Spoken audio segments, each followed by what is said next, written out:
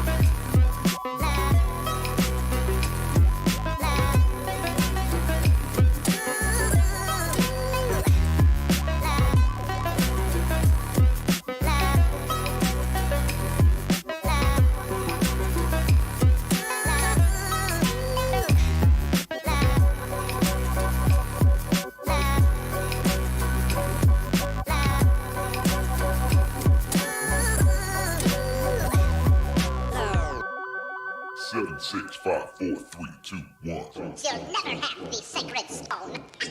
Oh, this you crazy mother.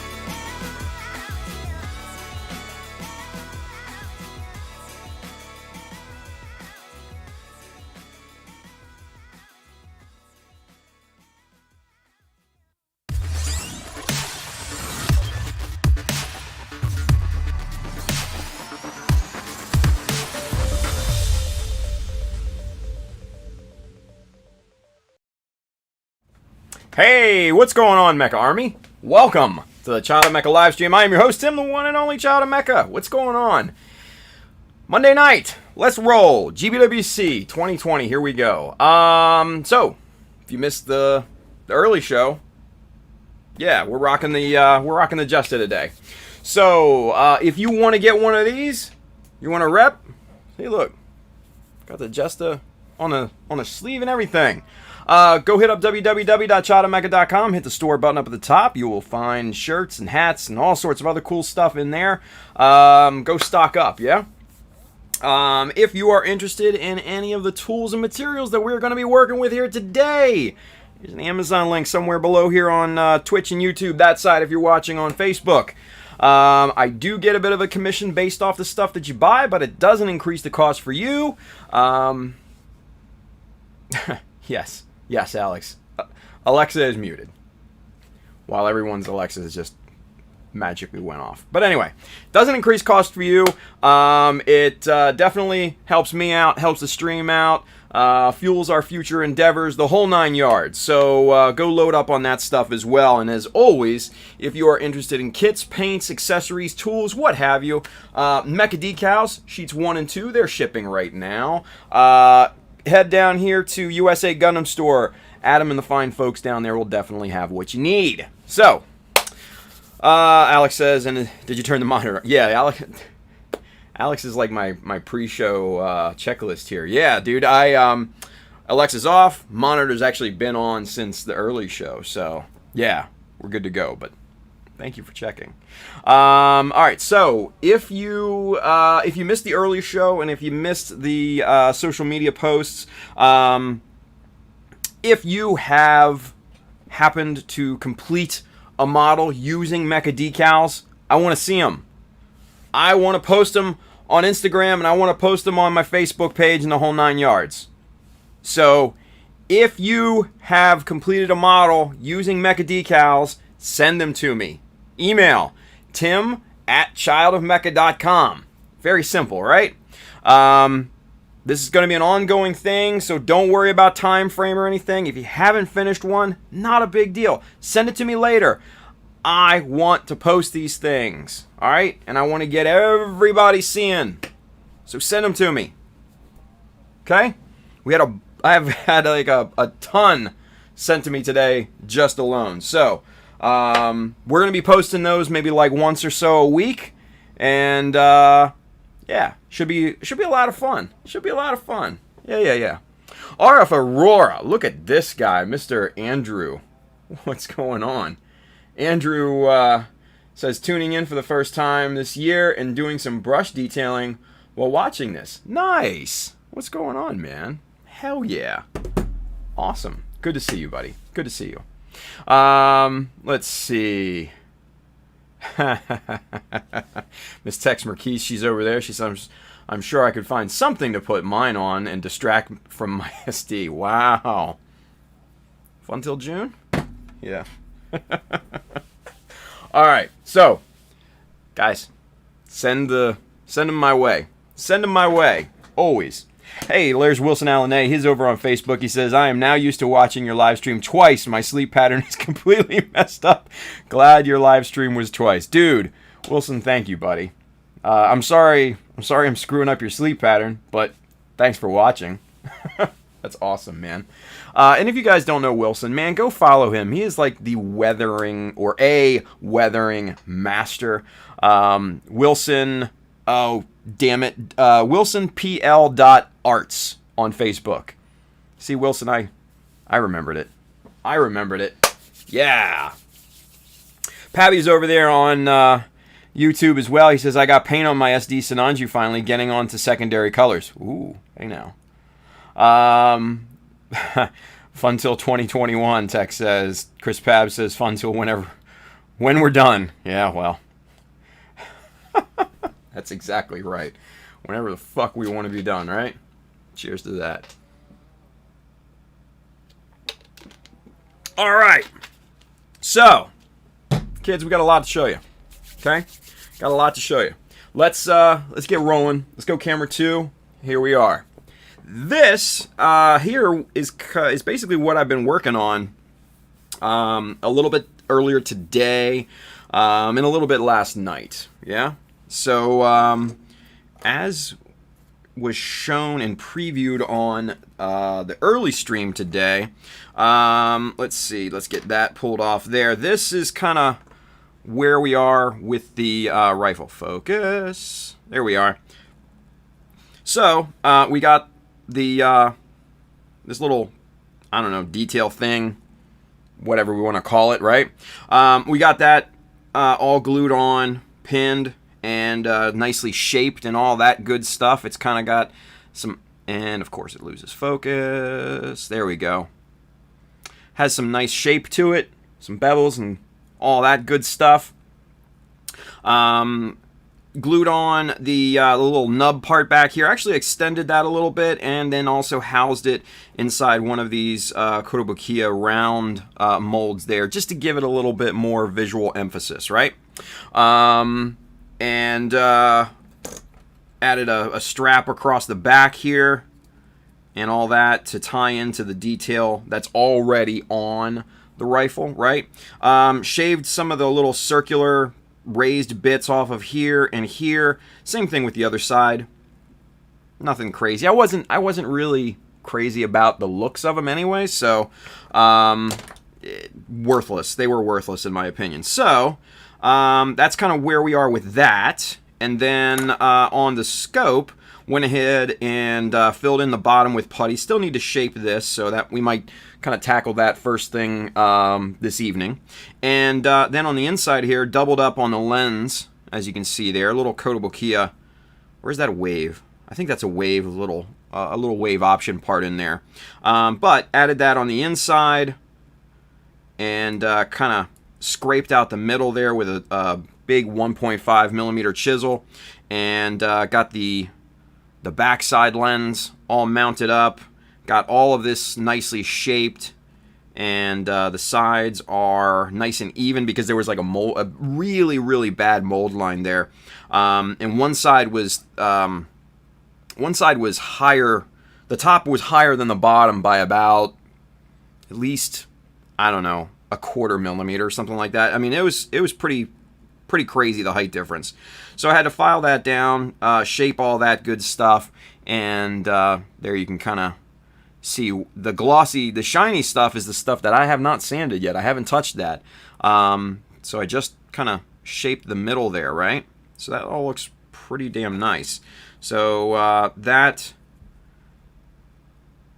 now like that, and then just earlier I mounted up the Happy Nanner on the little kind of attachment point for the other mag, right? So there's that, and then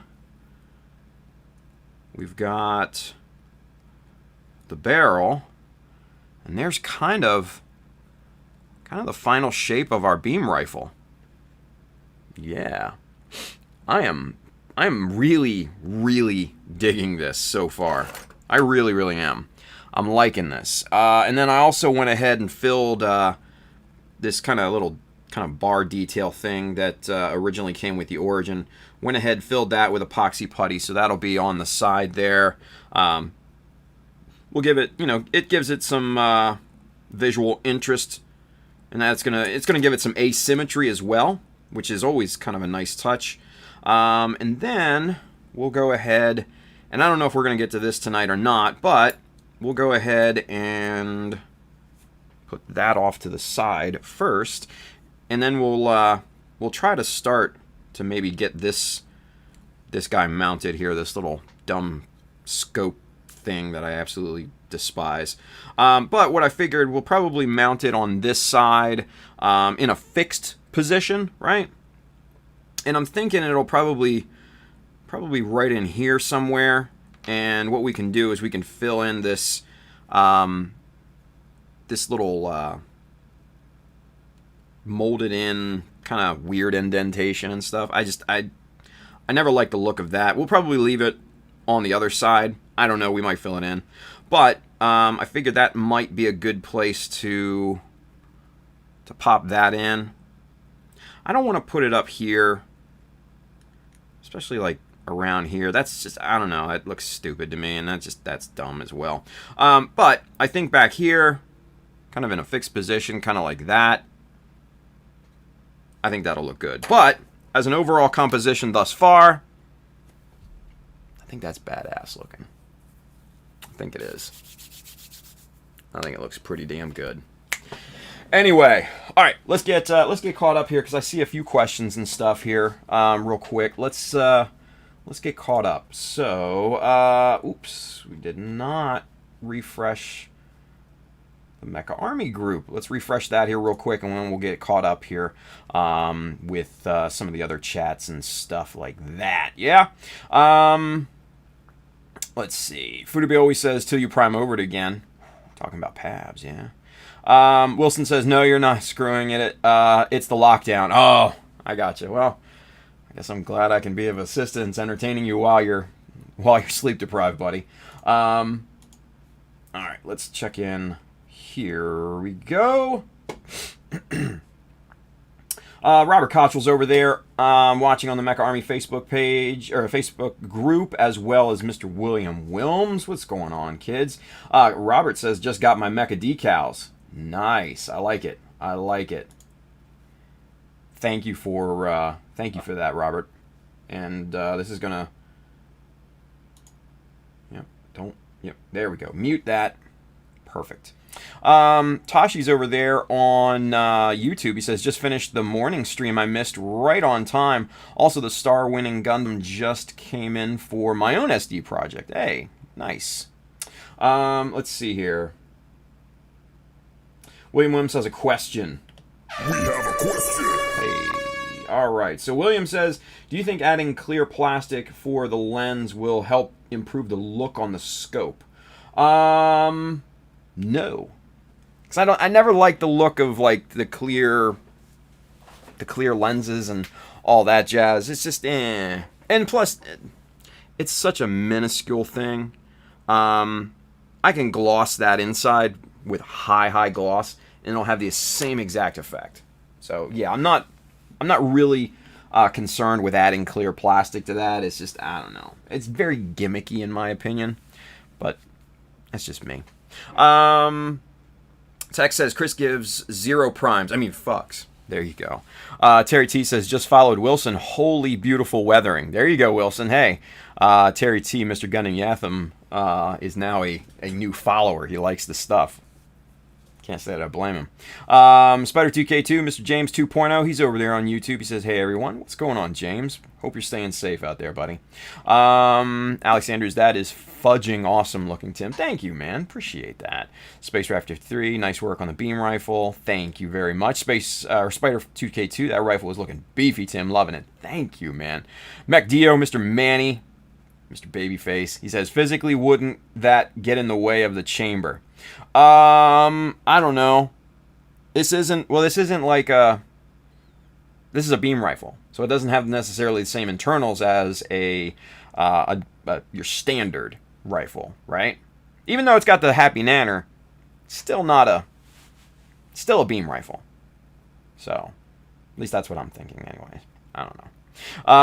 Jay Lynch is over there on YouTube. He says, hi guys, what's going on, Jay? Alex Andrews says, man, this is giving me an itch to build a Jesta again. Dude, there's nothing quite like a Jesta build, I will tell you that. Your gun still needs a grenade launcher, William Wilms says over in the Mech Army Facebook group. Abso-freaking-lutely. Yes, that will definitely happen. Yeah. Manny saying hello to Jay. Eris385, hello Tim and Mech Army. What's going on, Eris? George Jackson is over there on Facebook. He says, hey, what's up? What's going on, George? Nice to see you, buddy. Alex Andrews is over there as well. He says, I forgot about the Happy Nanner. How could you forget about the Happy Nanner? For those of you that don't know what the hell we're talking about, the Happy Nanner is this guy right here. That's the Happy Nanner, the banana clip. So, as the euphemism is. So the Happy Nanner is actually all cleaned and ready for kind of processing here, basically just hiding this bit up here. So we're going to do that hopefully tonight. But first I do want to get to cleaning the underside of this scope. This should not take too long because I already kind of formed it when it was still in kind of a clay form, but I just want to clean it up, get the corners nice and sharp and all that good stuff. So, without any further ado, let's take that outer casing off there and let's get to cleaning this up here just a bit, shall we? And we're just going to trim off we're just going to trim off this epoxy putty right down to the plastic, right?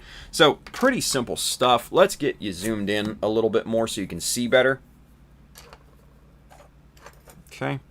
And so we're just starting right here on the front, right? We're just kind of getting all the little remnants out of here so it doesn't impede the fit, right?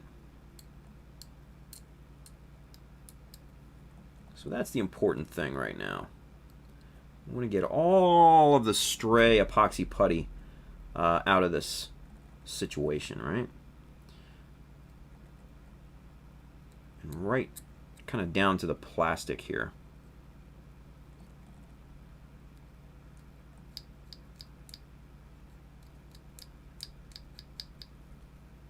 Okay, that looks pretty good. Now we'll transition back up and over to this side.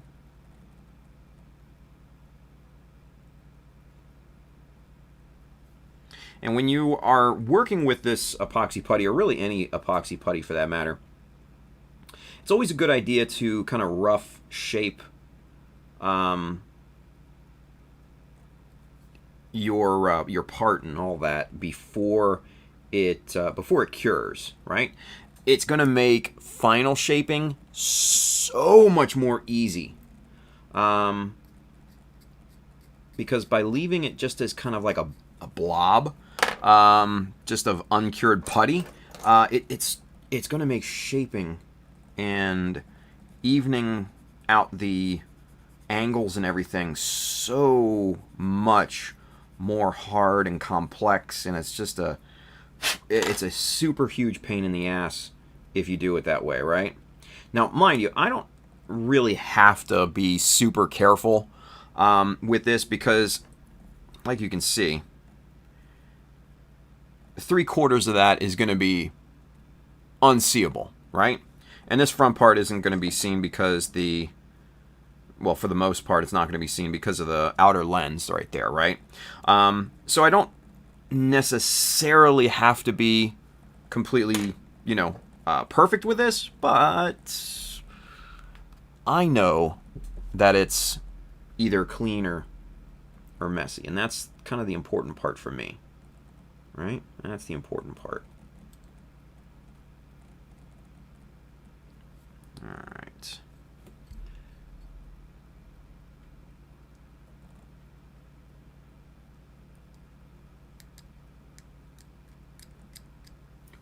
All right.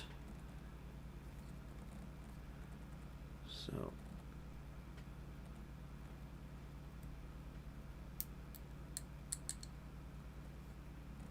all right, so we got nice sharp corners all the way around this this box here, right?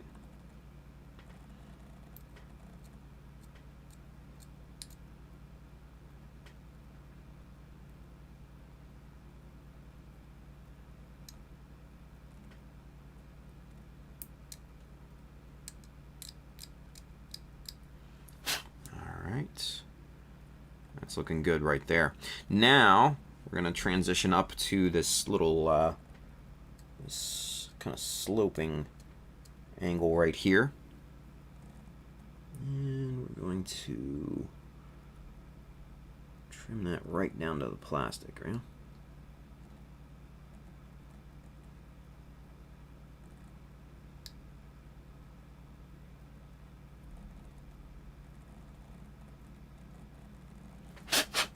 All right.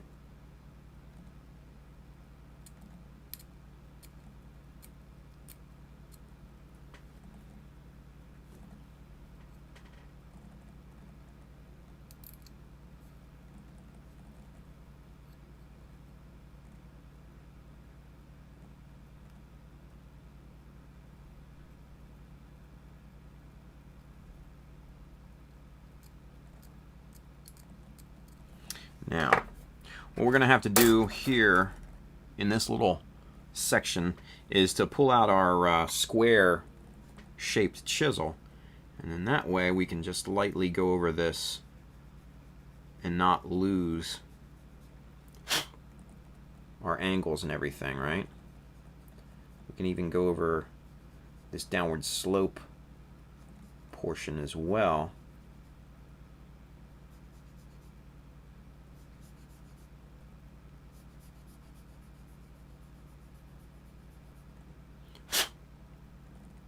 And that gets a nice and sharp corner with that little chisel.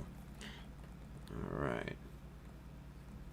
So these parts here, these are going to basically be right next to the body of the rifle. So I'm not going to be incredibly precise with this, but I do want this to be as flat as possible so that it doesn't impede fitment of this. I want this to sit pretty flush with the beam rifle.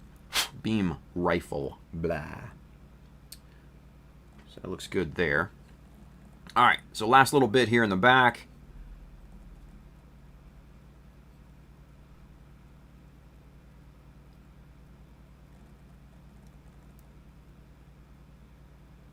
Just need to square this up.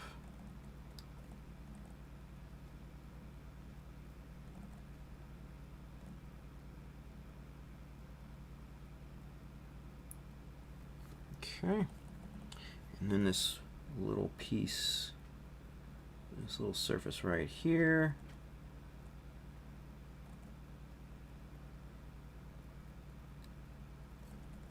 And that is almost there. Like one more pass on this surface here, and I think we should be pretty good. There we go. All right, so we check fit.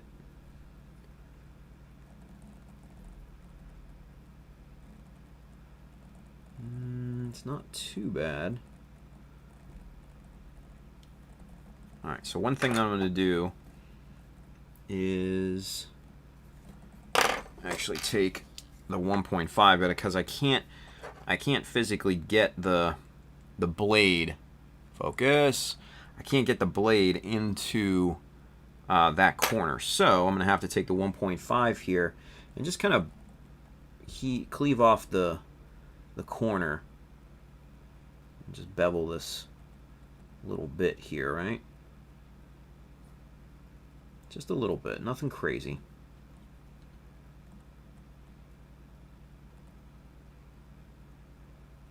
There we go. So that should help fit a little bit. Yeah, much better. Much better. There we go. That's sitting nice and flush now. Sweet. That looks really good. Alright, so let's get the full piece on here. Like that. And then we'll pop that on there. And there's the full scope. I like that. Now, still a lot of detailing to do. This is not the final kind of incarnation, if you will, right?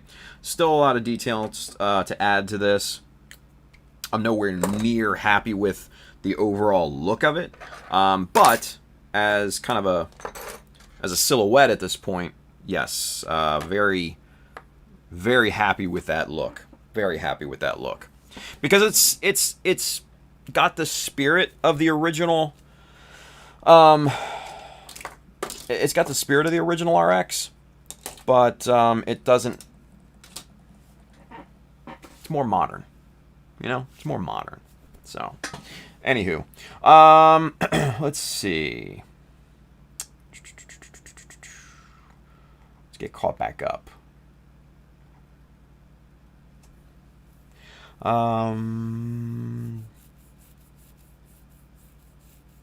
Alex Andrews says, none of my usual places have either high grade or master grade Jestas. Yeah, it's a little tough to get things right now, right? Obviously for good reason. Manny says, hashtag happy nanner. George Jackson says, guess what I just did? Is that a trick question, George? Alex Andrews says, I've slept since then, all right? Yeah. VFX10 Viper Josh, he's over there. He says, hey, everyone. He's over on YouTube. Spider2K2, so from May 7th to May 13th, I'll be off from work. And I'll be tackling the Ashtray Noir. I've been putting it off due to everything going on and dealing with it at work. Yeah, gotcha. Gumpy Uruguay, Mr. Javier says, awesome, James. Those high resolutions are really fun.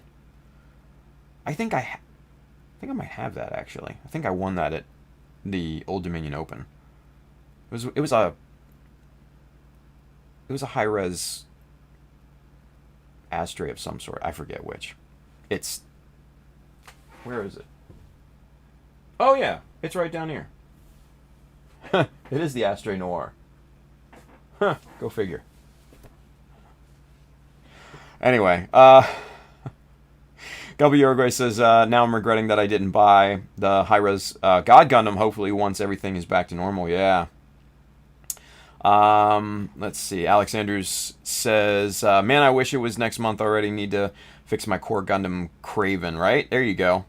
Spire2K2 says, it's not the high-res, it's the P-Bandai Master Grade. There you go. Spire2K2 continues, and you will love the high-res God Gundam. I got mine at Anime NYC last year, and it is a brilliant build. Nice. Alex Andrews says, it's an RX in a Jested jacket. There you go. George Jackson says, I just bought all your decals from USA Gundam Store. Thank you, George. I appreciate that, buddy. Hey, George, you get one of these. Just for being awesome. There we go. Kyle H., Mr. Clueless Gunpla, he's over there on YouTube. He says, howdy, Pete's. What's going on, Kyle? Greek Nakos, Charles, he's over there on Twitch. He says, when I stopped in getting my Gundams, they mentioned that the company that shall not be named called them to find out how they were still getting shipments. My FLGS Florida Gunplas is set up to import around Bluefin. I said you're a better company than me. Yeah, there are other ways. The company that shall not be named. Voldemort, right? The Voldemort of companies. Greg Blair 88. What up, Tim? Working on my master grade Phoenix, and it is a shiny boy. Nice. RF Aurora of Mr. Andrew. Actually, Andrew's being promoted. He was Andrew 1.0, but now he's Andrew 2. He was Andrew 2.0, but now he's Andrew 1.0. Yeah. He says, AFK, time to clean my brushes, and you'll love that Ashtray Noir. The fixed posed hands are the best choice for that kit. There you go. Greek Knockers over there on Twitch, he says, favorite local Gunpla store, usually favorite local gaming store. There you go. I got you. I saw FL. I figured it was Florida. I don't know. So there we go. All right. Let's get back to this, shall we? We're all caught up. We're good to go. So, we got that. We got this all cleaned up. We're awesome there. Let's start tackling this guy, the Happy Nanner, right? So there's a few things, obviously. I had to cut off the top by about 5 millimeters, and then had to compensate with the connection point on one of the mags, right? So I just cut that off the top there, 5 millimeters, to compensate that back in, because the Happy Nanner is just a tad bit too wide for the opening here, right? So I wanted to use the original connection point there, and then we can just kind of plate around this, and we can kind of style it and make it look however the hell we want, right? So I think that's going to be a good call here. So what I think we're going to have to do first, and I've made a decision here based on a few things. This, the arm here with the mag rack, that's going away. So we're going to have to come up with something to replace this, right? I don't know what yet. We'll jump that hurdle when we get to it. But this is going to be full-on Happy Nanner. Full Happy Nanner-isms. Yeah. Yep. So, Kyle says, did I miss something? The explanation on the injury? Oh, this.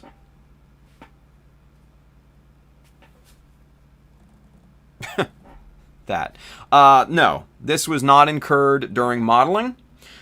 This was actually incurred during cutting an onion. Yeah. So, all right. So I'm holding the onion down like this, you know, here. I'm holding the onion down like this, right? You got the round part here and you got the flat part here, and I'm slicing the onion this way. And that's not how I slice an onion, by the way. But I'm slicing into it, right? And the outer skin was, I guess, a little loose, and it slipped backward. My hand slipped, and I was just about to cut into the onion, and the knife slipped back and just went right here, kind of across my knuckle. It wasn't bad or anything. It hardly even bled. It didn't hurt a bit. I hardly even felt it. But just so I didn't kind of gross you guys out, I wanted to wear a Band-Aid, and I've been kind of wearing it all day just to kind of protect it until it heals back. So no, this was not incurred in a modeling accident, so no comparisons to Pabby. Okay?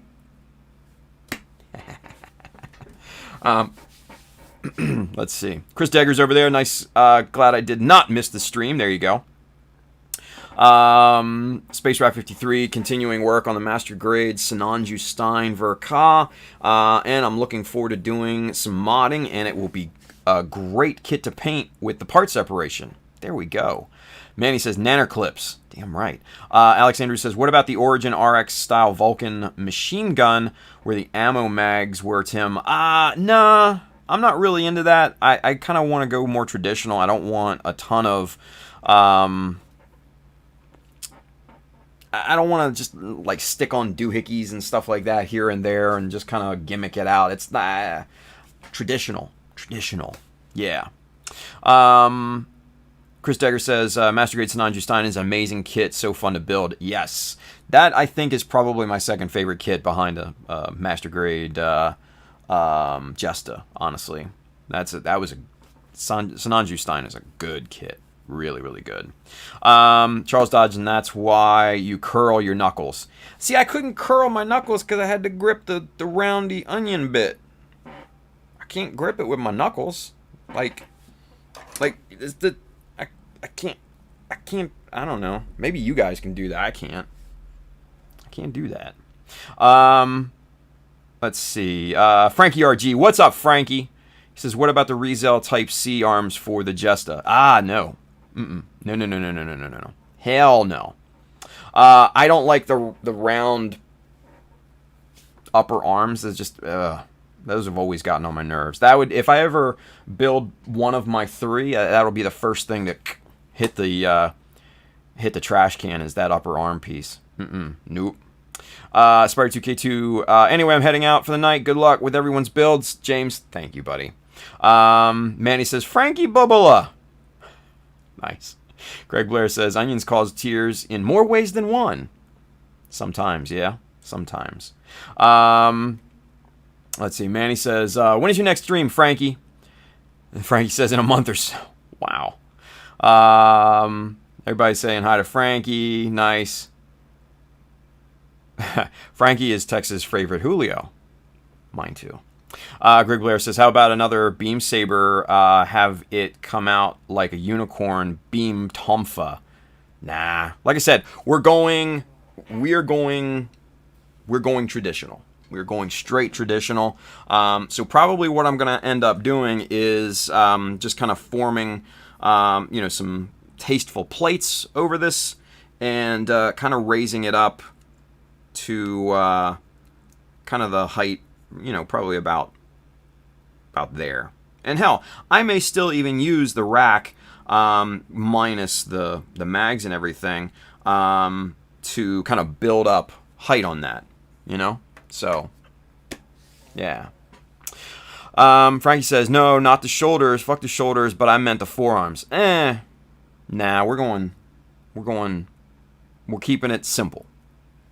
RX, Jesta. That's it. That's all. That's all she wrote. Let's see. Kyle says, speaking of the Stein, maybe do a similar design to the Stein's forearm. Maybe. Anyway. Let's see. Superset 5 says you need Jagan arms for your RX remix. Nah. So I want to keep my Jagan intact, right? I want to keep it intact. Let's see. Frankie says, Manny, that was too close to a bad word, LMAO. Nega Julio, right? There's only one Nega Julio. Exactly. All right, so Stanley's got a question over there on YouTube. We have a question. He says, hi, Gundam Dad. Any recommendations on where to get cool ace symbols or a coat of arms decals for my Gunpla? Man, I mean, Bandai sells kind of ace pilot insignias and stuff like that. If you can find the sheet and all. But if you want something more along the lines, say, of like what I put on the Jesta, like the Fighting Cox logo and stuff like that, you want to check, what is it? Aircraft decals and stuff like that, like 148, 1/72nd, I think, are the two scales for that. Yeah. So check that out. I know the Israeli Air Force has some pretty cool art. Some of the vintage American Air Force and stuff like that. Navy has some really, really cool stuff. Obviously, the Fighting Cox is, pretty damned awesome. But a lot of that stuff will really look nice. There are some companies like Haikyuu that make kind of generic marks and, kind of insignia and stuff like that. So they're out there. Just got to take a look for them. So, good question. Charles Dodge over there on YouTube, he says, I want to slap the person that tore this kid off the sprues, bought a junkyard high-grade Master Gundam a while back, and I'm just now cleaning the nubs or twisted plastic pimples and pocks. Oof. Yeah. Newbie. Let's see. Charles Dodge says, good thing I only got it for a test paint scheme on a new high-grade Master. There you go. Frankie says, Nega Frankie, do I get an all-black jumpsuit? Maybe. Kyle H says, I feel like you need an evil mustache with a name like that, Frankie. There you go. Frankie says, I'll be my own villain. Kyle says, don't forget the goatee, too. It's true. It's true. Manny says, nah, bro, haven't you learned anything? You go gray, never go all black. Frankie says, I must ask you a question. Wow. Kyle H says, only speak in dramatic novella Spanish. That actually would be kind of fitting for Frankie.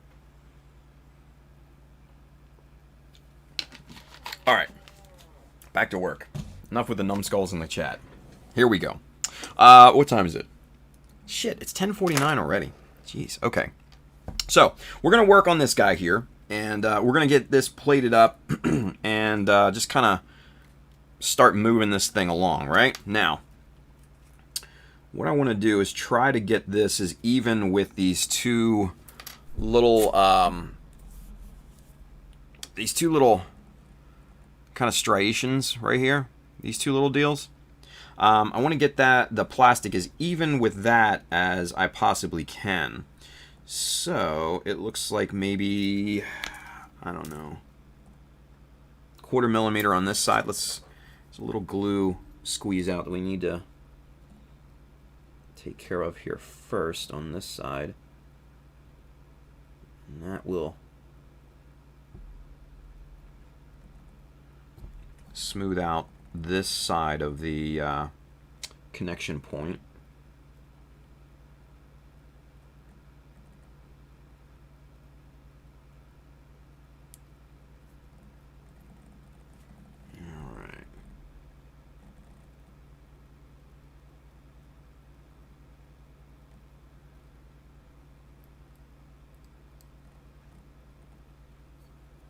good there. All right, so now, let's see.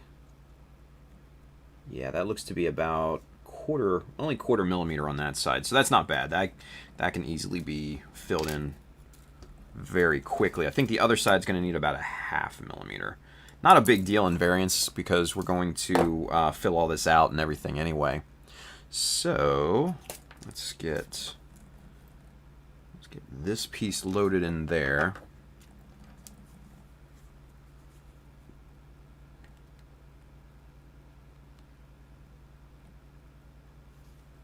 Layer of super glue on this side, and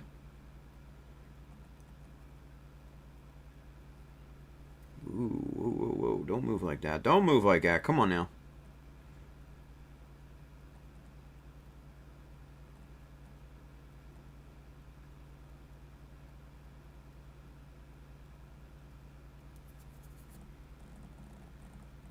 There we go.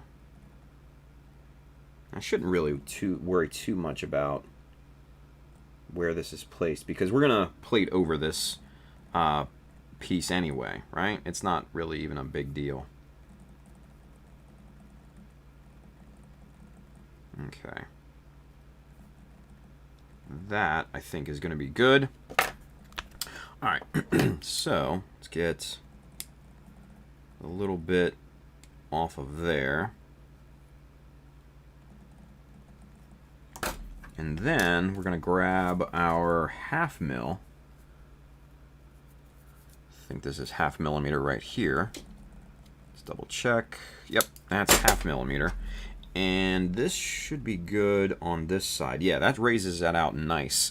So, let's see if I have another a thinner piece of ½ millimeter.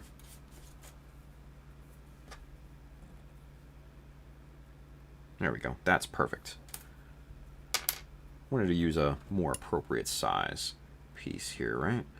So clip that, put that off to the side, load that right into there, and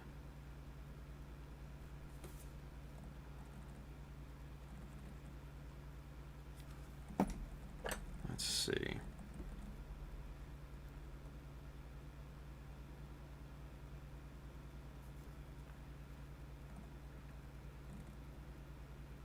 Perfect. Perfect. That's what we like. That's what we like.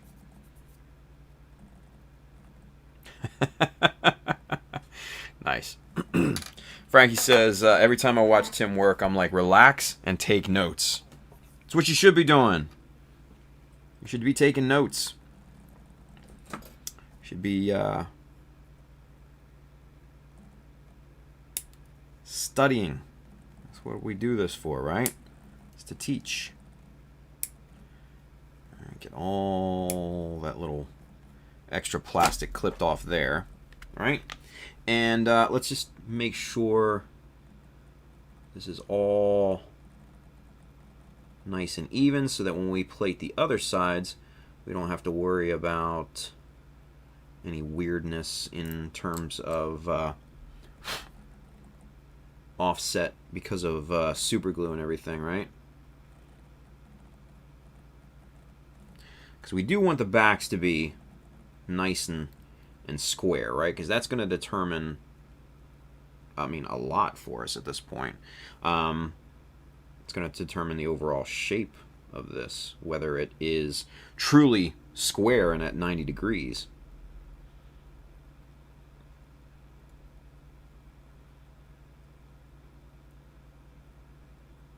Okay.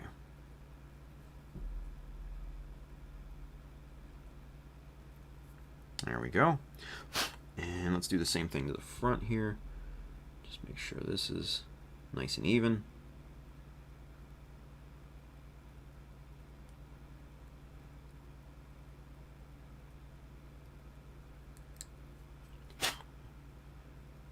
And there we go. Cool. All right, so now we need to take care of the front and we need to take care of the back. For that, we're going to reach for a full-on 1 millimeter. We're going to need several think the back is going to be good at 1 millimeter, so I think that's going to be pretty simplistic there. But let's get a little bit of a thinner piece than that 6 millimeter. Let's see if this is going to work here.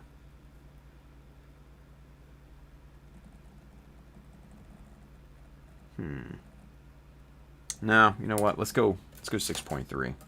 Just to be on the safe side. I don't want to risk not having enough plastic on that side, you know what I mean? So, alright, so we need about 6 mil worth of this. So we'll go right there for that piece. Right there for that one. Pull these two. Now I know both of these are completely square on either side because I use the chopper to cut these, right? So let's get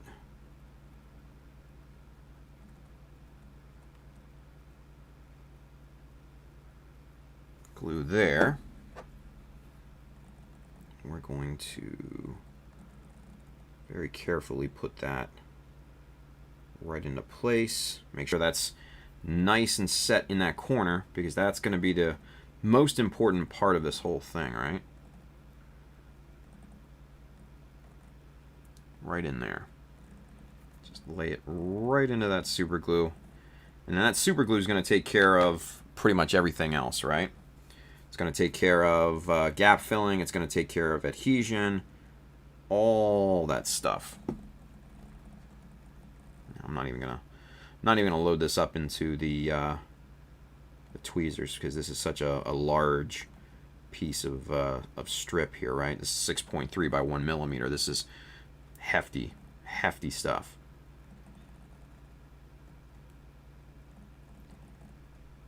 All right, get that locked into place, and let's get a little bit of this excess off of here. Put that off to the side, and we're going to hit this with a little bit of Insta-Set right there, just like that. And a little bit on the inside here too. Now we're going to let that sit for a few seconds. We're going to let that cure. Let's get caught up with the chat. Yeah. Let's see.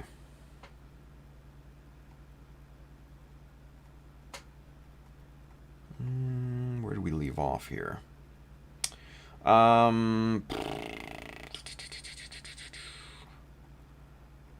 Here we go. Let's see. Commissar Stanley. He's got a question. All right, Stan. We have a question. He says, in the event someone didn't want the decals, what could one do to create designated markings on their mobile suit while maintaining realism similar to airdrop? In the event someone didn't want the decals. So you mean like not using decals? Like painting it on? I mean, best of luck. Hand painting something that, detailed and precision, you'd have to be really, really good at hand painting. Because I think that's what you meant. I don't know, Stan. It's hard to tell, right? Even someone didn't want the decals. Yeah, I don't know. Anyway, explain that a little bit more, Stan, because I'm kind of lost by it. Yeah. Frankie says that zoom though. Kyle H says definitely need the dramatic zoom in and out. Will this Friday's mechanism be novalism? No. Futubi always says Baliism. Hey, no to that too. Let's see. There's Mr. Bill Ruslam. He says, howdy y'all. What's going on, Bill? Kyle H says it goes just watching Tim do his thing. Damn right. Yeah. Damn right. Ty Furious is over there on YouTube. He says my friends and I used to have gentlemen's break we would drink and wear fancy hats. A fancy hat mechanism would be interesting. I don't know. I don't know about that. I don't know. Maybe. It's the best I can tell you is maybe. Frankie RG says, it's like a workshop class I've always wanted in high school. There you go. Kyle H says, it's our very own free master's class. Well, glad you guys appreciate it. Space Rat 53 says, yep, I sometimes would take some notes during your streams. Oh, there you go. Chris Degger says, oh, I thought I was the only one taking notes in my little book. Damn, so I guess you guys are taking notes. All right, fair enough. RF Aurora, Andrew 1.0 says, posted pics of what I did detailing wise on Instagram. Not perfect, but it helped to relieve the boredom. There you go. And Kyle H says, how are you bored, Andrew? Tim is streaming. Well, that is very true, isn't it? Frankie says, I need a book so I can start writing things down. Apparently every great builder uses one. Do they? I don't keep notes or anything like that. I just... right there. Campo Uruguay, Javier says, well, gotta go, guys. See you all on tomorrow's early stream. Javier, take care, buddy. Let's see. RF Aurora says, unfortunately, watching Tim can only relieve half of my boredom. Aw. Frankie says, hefty, hefty, hefty. Kyle then says, wimpy, wimpy, wimpy. There you go. Charles Dodge says, Tim, check your Chana Mecha Facebook messages. Will do. I'll do that afterwards, Charles. Not to worry. Edward Leonard, he's over there on YouTube. He says, hey peeps, Tim, hope you're all safe and good. Looks like Tim had a stabity issue. Jesus, everybody asks about the Band-Aid. No, Edward, thankfully, this was not, and I explained this actually a little bit earlier because Kyle asked about it as well. This was not due to a modeling accident. This was due to a freakish onion cutting accident, and it's actually not that bad, but I just didn't want to risk, showing it in gory detail and super zoom and everything like that, right? It bled just a little bit, and shit, it didn't even hurt, so yeah, that's basically what happened. Frankie says, Kyle, you get me. God, that's scary. Alexander says, an onion got him. Yeah. Superset 5 over there on Twitch. Just got back from picking up my brother from work. What'd I miss? Man, I don't know. We cleaned up the scope, and we're working on the Happy Nanner, getting it plated up and ready to go on this this thing. Let's see. Edward Leonard says, LOL. Thank you for laughing at my pain, Edward. Appreciate that, buddy. Fruitaboy always says, Tim does not want to sing the song of Mecha Children. It's very true. Let's see. William Williams over there on the Mech Army Facebook. He says, Mechanism, come here and get a good laugh from the chooch. What? Okay. RF Aurora, Andrew 1.0 says, the master classes are better in person. That is true, because Andrew's been to at least 2 of them. Stanley's got another question over there on the YouTube. Let's get this. Here we go. Let's see. He says, in the event someone did want the decals, how would one maintain the realism captured in airdrop with symbols and markings, both decorative and utilitarian? Gotcha. Okay. Sorry. The didn't was... threw me off. My bad. All right, so Stanley, let's see. Maintaining realism in that aspect, especially at like 1/100 scale, 1/144 scale. I mean, you got to think small, right? Because if you look at the warning marks on, say, a tank or a plane or something like that, then all of those are printed just big enough for people to read them from several feet away, right? Now, obviously, mobile suits are 40, 50 feet tall, something like that on average.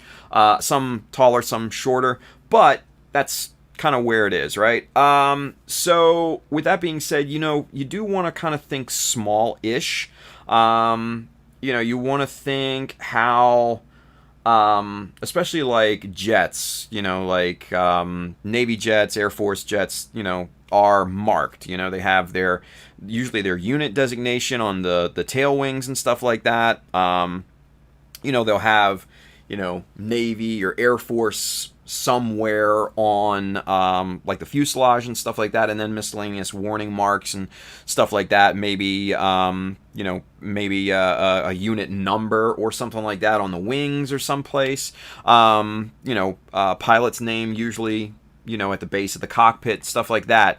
Those are kind of your more realistic, expected style of markings especially on an aircraft. Tanks are a little, less marked than that. But, we think of, when we think of mobile suits, half of it is realism, half of it is aesthetic appeal. So, we have to keep that in mind as well, right? So for me, when I was thinking of, decaling, airdrop, I wanted to have a unit insignia, and then underneath of that, the unit number, right? So it's the 67th Tactical Mobile Suit Squadron. The Fighting Cock's logo was right above, the number 67. EFSF on the other side. So that's kind of how I took, an approach to that, right? And that's usually traditional on the shoulders for a mobile suit, right? And that's for any kind of Fetty suit, for that matter. For Xeon suits, obviously, it's a little bit different because, they have more variance in terms of shapes of shoulders and stuff like that. And then you got shoulder shields and all sorts of other, kind of wacky stuff on the Xeon side. So you kind of have to, take all of that into consideration. So, having a unit, insignia, having either Fetty or Xeon on one shoulder, unit on the other. That's usually pretty realistic. Pilot name somewhere around the cockpit, can be expected as well. But then you just want your general warning marks in kind of logical locations, right? The little like panel locks and stuff like that, kind of in the corners of bigger panels and stuff. Your beware of blast underneath of your thrusters and things. The beware hot air near the vents and all that. Those kind of logical types of placements. That's kind of where I would start. Yeah.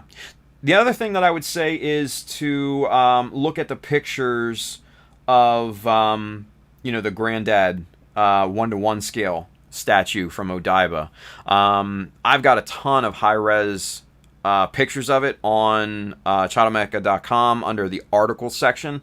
Go take a look at those, and you can kind of see, logical placement and all that good stuff, because that honestly is a really, really great resource in terms of kind of getting a design aesthetic for not only, like I said, aesthetics, but for realism. So that's what I would start. So go with that. But good question, though, Stanley. Good question. Let's see. Thomas Christopher Staten is over there in the Mecha Army Facebook group. He says he probably meant, is there a way to make custom decals that aren't water slides? Actually, he just kind of did the autocorrect. Got him, right? Kenneth Sims says, oh, an onion got Tim. Yeah, well. The onions always have their revenge, don't they? Manny says, in Mother Russia, onion cuts you. Yeah. Stanley says, oof, Tim got a boo-boo. The onion war takes another victim. When will it be enough, right? Greek Knockers over there on Twitch says, just what you see on screen. Oh, in response to Superset. Yeah. Chris Degger says, the best way to get the real decals is to buy Mecha Decals. You're goddamn right. Zero Kai, Mr. Nathan, he's over there on YouTube. He's got a question for us. We have a question. He says, is using epoxy putty on card stock to make custom armor I saw a Thailand modeler from YouTube did this from a Monster Hunter build, or is there a better way to make custom armor with epoxy? That's actually not a bad idea. My only reservation for using cardstock is when it would come to painting and everything, because you're never going to get that texture away from the cardstock. What I personally would use instead of cardstock, which is probably a whole hell of a lot better, is just thin styrene sheet, like 0.30, quarter millimeter, something like that. You can bend and flex that thickness of styrene sheet just like cardstock.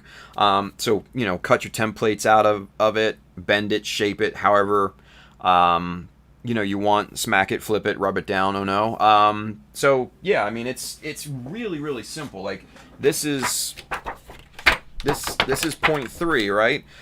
This is very, very bendy. Like, you can bend this like no problem and it'll hold its shape. And then, you know, you put your epoxy putty over that and, you know, let that cure and shape. Yeah, you're good to go. But the other thing that you can do is to kind of make a almost like a mold style type of thing, right? So you take a piece of plastic strip or a piece of plastic plate like this, right? And then you can put 2 strips of like 1 millimeter or something like that in parallel, you know, like this, you know, glue that down, and then you've got a 1 millimeter template here, right? Easy peasy. But the other, what you'll want to do at this point is to get, you know, like some sort of round, you know, cylindrical thing, and this is obviously the little SD tanks, and it has the you know, panel lines in it and everything. But get something smooth. It's not like this. This is just for demonstration purposes. But what you can do is make up your batch of epoxy putty. Now, you want to glue these down, obviously. So imagine that these are glued into place, and imagine that they're halfway parallel and everything, right? And then spread your epoxy putty out like that, and then just kind of roll this out, you know, kind of like bread dough or whatever. Just roll that out, and then that will take on a uniform 1 millimeter thickness. You know, make sure you put down some petroleum jelly or some sort of release agent on there, and then let that cure for maybe, I don't know, 3 or 4 hours at least, kind of half cure. And then you can peel that up very gently, and then you can mold that 1 millimeter into the whatever shape that you want. That is an old school Hobby Japan kind of methodology. You know, I've used it once or twice in the past, but nothing like crazy. But if you're making truly custom stuff, that could be a way to go, right? Especially if you're making curved pieces. Now, you have to be careful with it, obviously, because if it's only half cured and you're shaping that it could get thinner than that 1 millimeter. So you need to be careful with it. But that's another way to do it. Yeah. Let's see. Kenneth Sim says every decal warning has their own meaning and usage. Just don't randomly apply them on the kit. Exactly. Thank you, Kenneth. That is a wonderful point. If you look at Mecha Decals, every single one has its own meaning to it. So get a magnifying glass, get your optivisors on, take a look at it, and really kind of study what they say. Because with the Mecha Decals, since you can actually read them, you want to make sure you're placing them logically. So keep that in mind. Great point, Kenneth. Kyle H says, I miss the days when we used to tag our trucks with our own personal logos before command, put a stop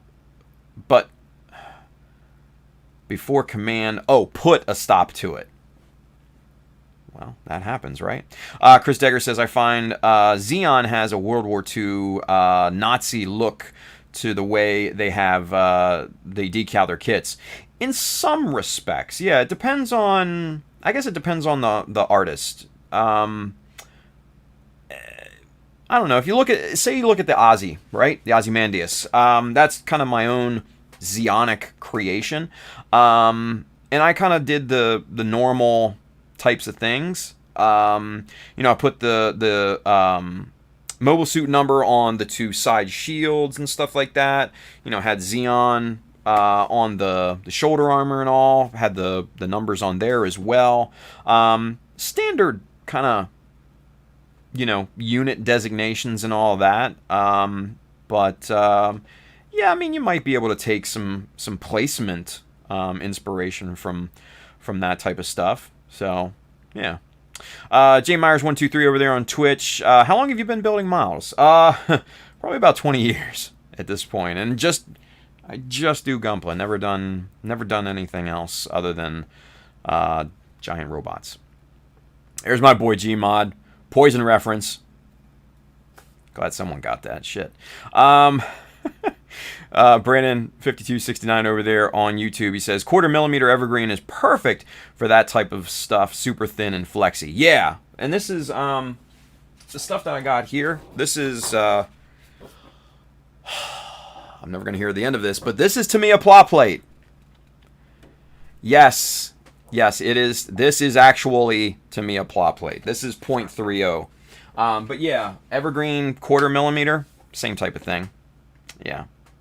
Let's see, Superset 5 over there on Twitch. I'm trying to scratch build the shoulder armor / thrusters the GM Custom has for my Jagan's shoulders. I'm thinking I should just buy the custom for parts. I mean, that probably would be the easiest way to at least start, right? So, you never know. Let's see. Wilson over there on YouTube, he says, LOL, the way I design my own decals. Caution. I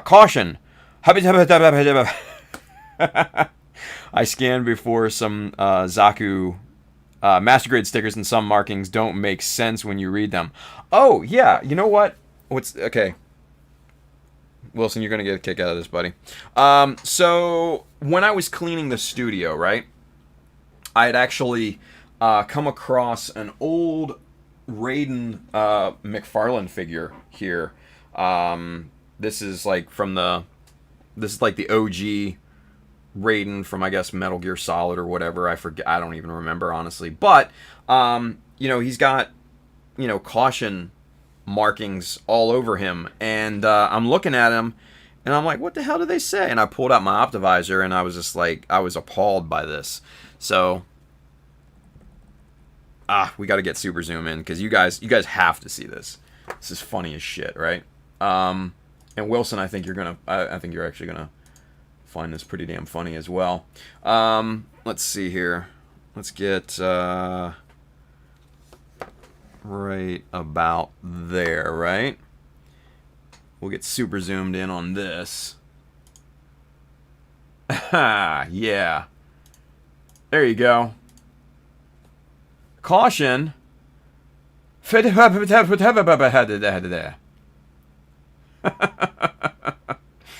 Yeah. So that's what all of these caution warnings all over the place on this little guy. Oh, Gray Fox, I don't know. Raiden, whatever. I don't give a shit. I was never really into the series all that much. I just liked the figure. The figure looked badass. So, yeah, everybody's correcting me now. I'm like, whatever. I don't care. But anyway, yeah, this is funny, because all of them, literally every single one of them, say that.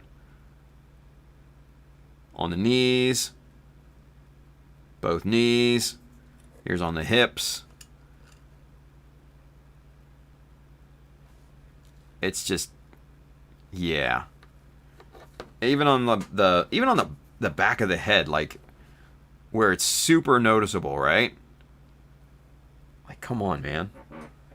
Anyway, I still like the look of the figure. I don't care who he is.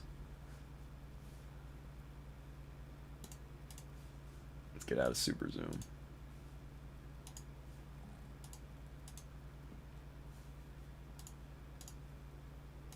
There we go. Yeah, I just always dug this, right? So anyway, he's sitting over here on the desk, kind of by the computer over here, just kind of keeping me company. But yeah, dude, that's kind of funny actually when you mentioned that. Because I was looking at that actually just today. Jesus. Kyle says Tim has been building forever. Thank you, Kyle. Appreciate that, buddy. And only 2 trophies to show for it. What the shit? Let's see. Zero Kai says, Tim said paw plate. Gasp. Kyle says, not McFarlane. He was supposed to be the good one. Yeah, well. Wilson found that funny. He says, a lot of Gunpla stickers are like that. Yeah, I know, right? Terrible. That's why mine are not like that. I can't do that. No. Foodie always Zero Kai. They all say Gray Fox. Okay. Again, I just think it's cool. Kenneth Sims, Cyber Ninja, Snake. Nice. Kyle H says maybe it's Russian. Maybe it's Maybelline. I don't know. Sorvon Zero says that's why Mecha Decals are special. They're actual English, right? And they make sense. They actually make sense. Foodie always says Tim does not care who is the biggest fan. I really don't. I'm sorry, guys. I really don't. Commissar Stanley says it's not gibberish. He's just using a weird font. Yeah. Man. J Myers 123 says why do you have oils as your very last step in your workflow? Just because it's weathering. You just gotta be careful with it. That's all. So, yeah. And that's like one of the last steps. Weathering is always usually last steps before final coat. So, yeah. You're welcome. All right. So, with that being said, let's get back to this. These are probably all, yeah, these are solid now. So, let's get to clipping these off of here. Yeah. And snip and snip. There we go. And then we're going to get the sides clipped off. And then we'll get these trimmed. And then I think we just need one more little plate up front here. And then I think we're ready to kind of really beef this whole thing out and kind of fit it to the rifle. But first things first, let's get these side parts trimmed. Get them all flush and clean and nice and all that good stuff here.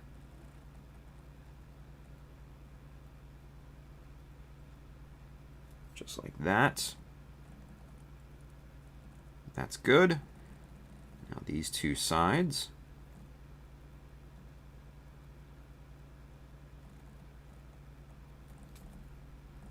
Good. And let's go from this angle here.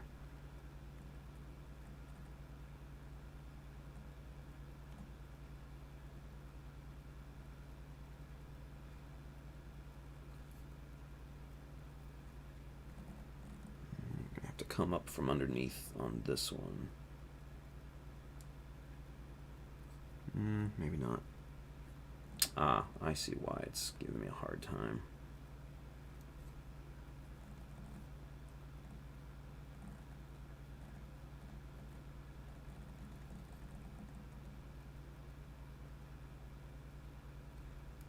There we go. Alright, so there we go. We got the two sides all cleaned up. We're going to get this little super glue squeeze out trimmed there so that when we go to fill in this last little bit of styrene sheet up front here, that'll be nice and even, right?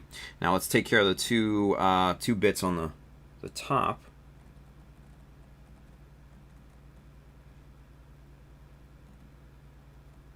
Just like that. Same thing up here.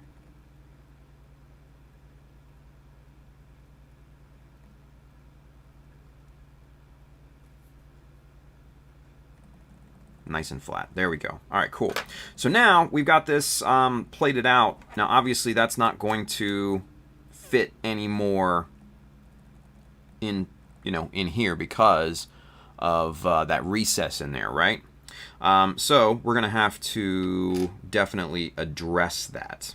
But we'll do that here in just a bit. Let's get this part plated out first. And for that, we're only going to need about 1/4 millimeter. Yeah, that is going to be good. Okay, so we're going to place that little bit there, clip that off. We're not going to need that strip again. Let's get that loaded in the tweezers. Get a little bit more super glue on here. Nothing crazy. We just need a light layer of it here at this point because we're not going nuts with it.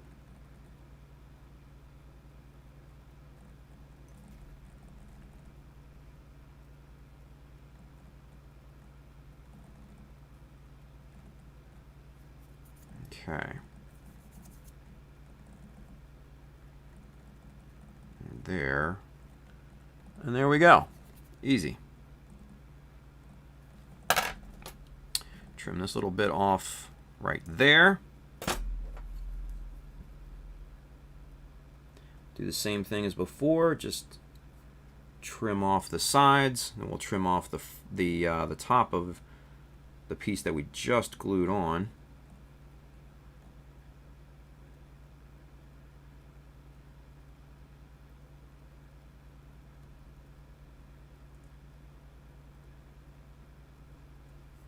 And there we go. Nice, even, flat tops. Dunzo. Excuse me. College says, man, your camera's been off with the focus tonight. Yeah, I can't control it. It's got a mind of its own. What are you going to do? It is what it is. John Lynn's over there on YouTube. Miss Creepin' Freely for you. What's going on, John Lynn?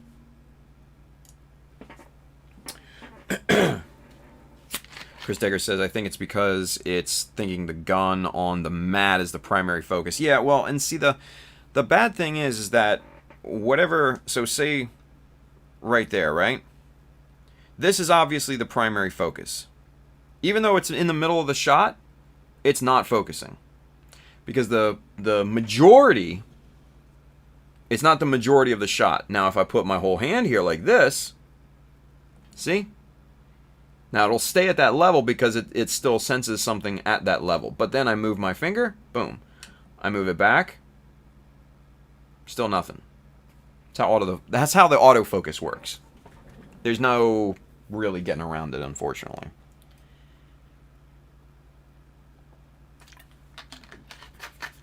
I could manual focus, but then that would be a super huge pain in the ass, and you guys would not like that. Because I wouldn't like that. And that's not what we're going to do. Sorry about your luck. All right, so, whoops, let's see. Now, to get this to fit back on here, we need to cut out about 2 millimeters from this back portion here, right? About 2 millimeter. So we're going to measure down about 2 millimeter.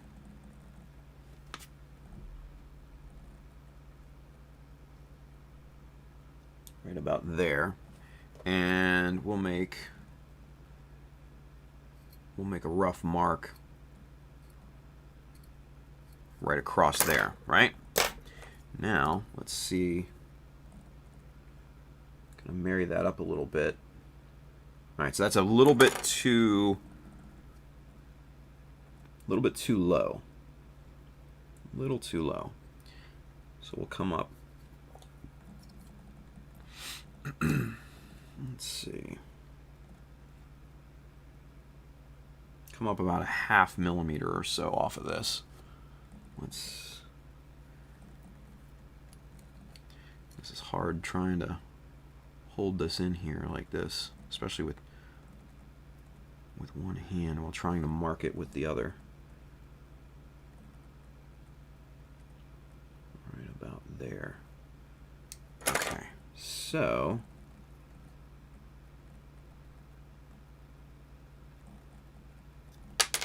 there's our new mark. Let's drag out a line for that.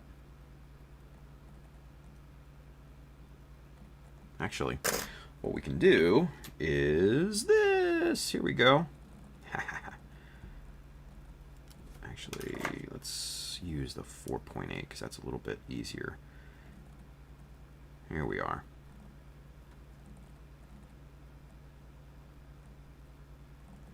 Yeah, see, that's so much easier to hold with one hand, right? And then what we're going to do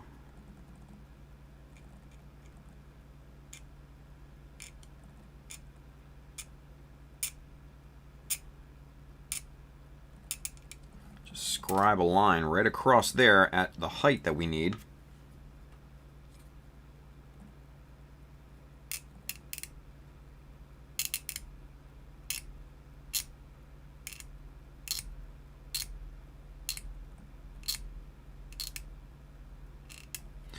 And let's see, do we need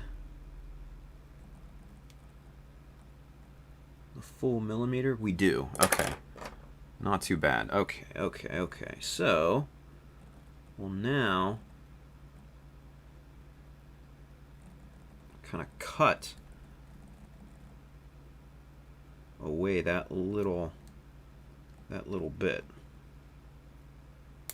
There we go. And that easily just pops off there because it was super glued and because we made the mark and cut that all nice and neat. So now that should fit back in there quite nicely. Yeah, that'll be good. All right, so now we've got the back fitment adjusted, and now we need to chop the front here. So what we're going to be doing, and you guys can see, what time is it? 11:32. You guys can see this little kind of talk about our focus here. This little triangular piece right here. We're going to basically just kind of really just cut that down and try to trim that back a bit.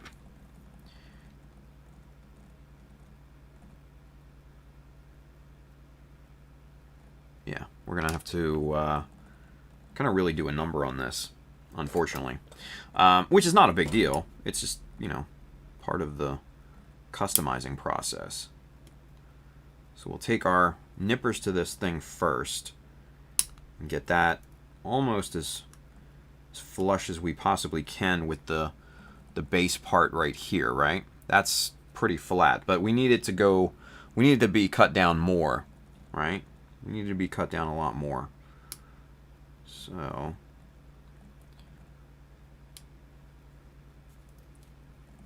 we're going to need to incorporate some chisels here in just a minute. And I think now's the time because those nippers are not getting any more plastic off of there. So we've got 1.5 here, and we're just going to go to work just really just trying to remove material off this thing while keeping our digits out of the way, yeah?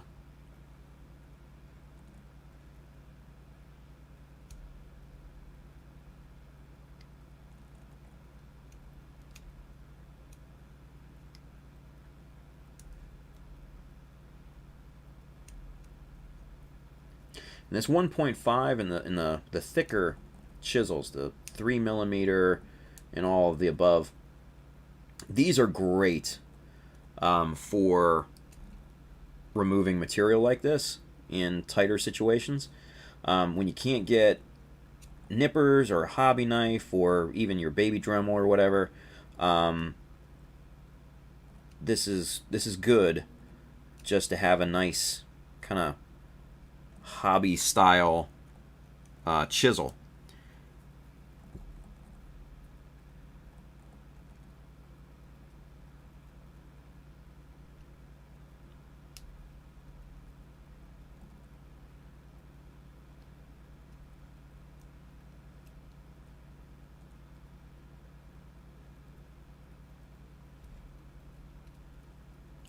This does a really nice job just kind of ripping through plastic.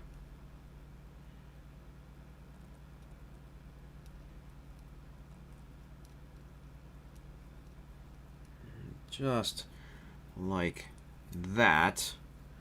I think. And we're just gonna kind of scrape the rest of this clean, right?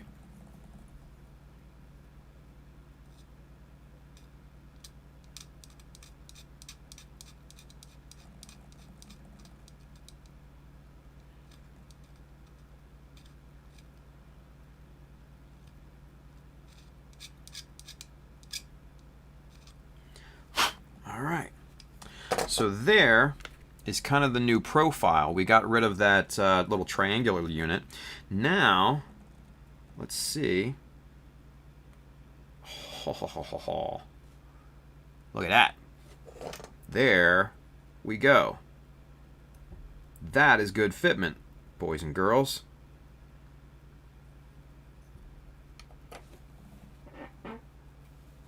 Yeah. The crowd goes wild. Yeah. Yeah. Look at that. Dead center. Right down the line. That looks pretty damn good, if I do say so myself. Flush with the rest of the weapon. Yeah.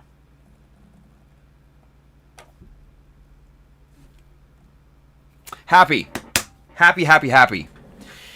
Yes, we are happy.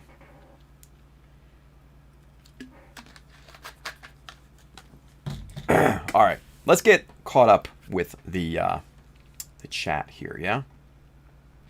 Because I know, ooh, look, Ricky Paul Carlson has got a question. We'll get to that here in just a moment.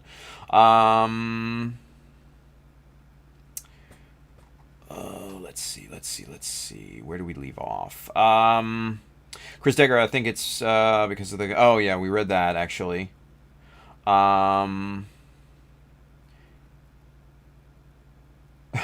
Creeping freely for you, Miss John Lynn. She says, it's been a day, Tim. A whole ass day. Better than a half-ass day, I guess, right? Fudabe always says focus can be fixed by buying Mecha Decals. Yeah. Love it. Kenneth Sims says maybe using a white background on table would help. Yeah, it probably wouldn't. Then it would probably get lost more. It would probably flex focus back and forth more than anything. Jay Myers 123 over there on Twitch. He says, "How did you learn how to do all the custom building?"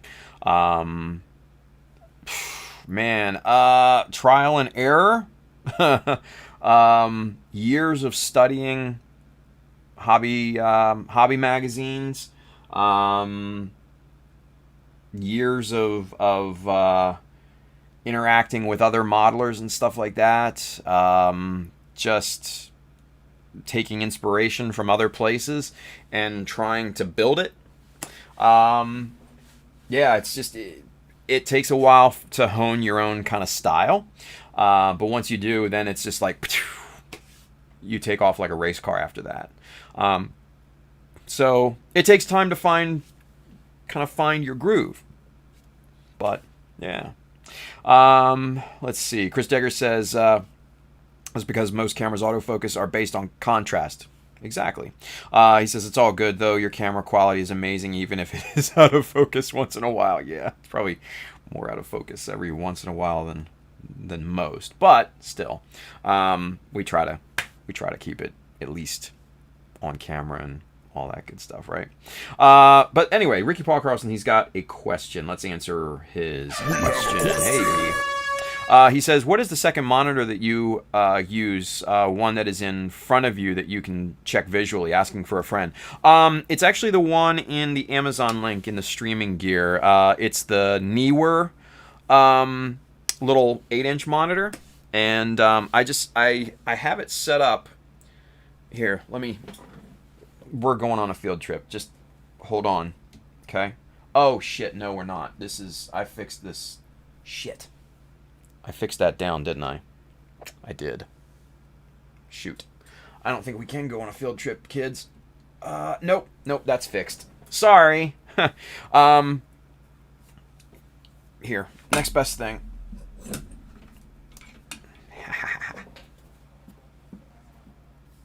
So what we'll do is,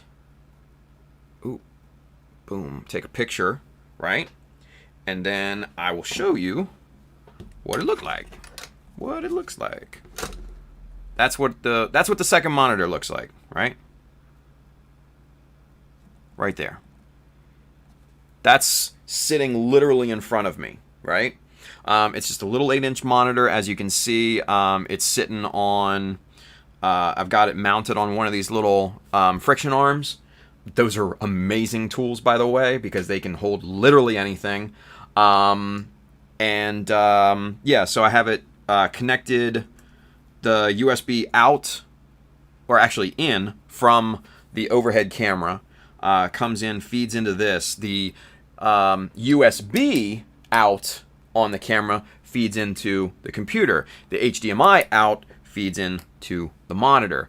For some reason, they don't conflict. No idea why, but it happens. Yeah, Futaboi right behind that to always remind me. 6 lines of Mecha Armor panels. Yes. The 3-line rule, basically. But it's back there. It's unfortunately I put that there before the monitor, so the monitor kind of blocks it. But what are you gonna do? But yeah, that's what I look at. When I frame up the shot and all that good stuff. So there you go. Kind of a look behind the scenes, right? So we'll get that put away. So, but yeah, that's the second monitor. It's just a little 8-inch Neewer. It's a full 1080p.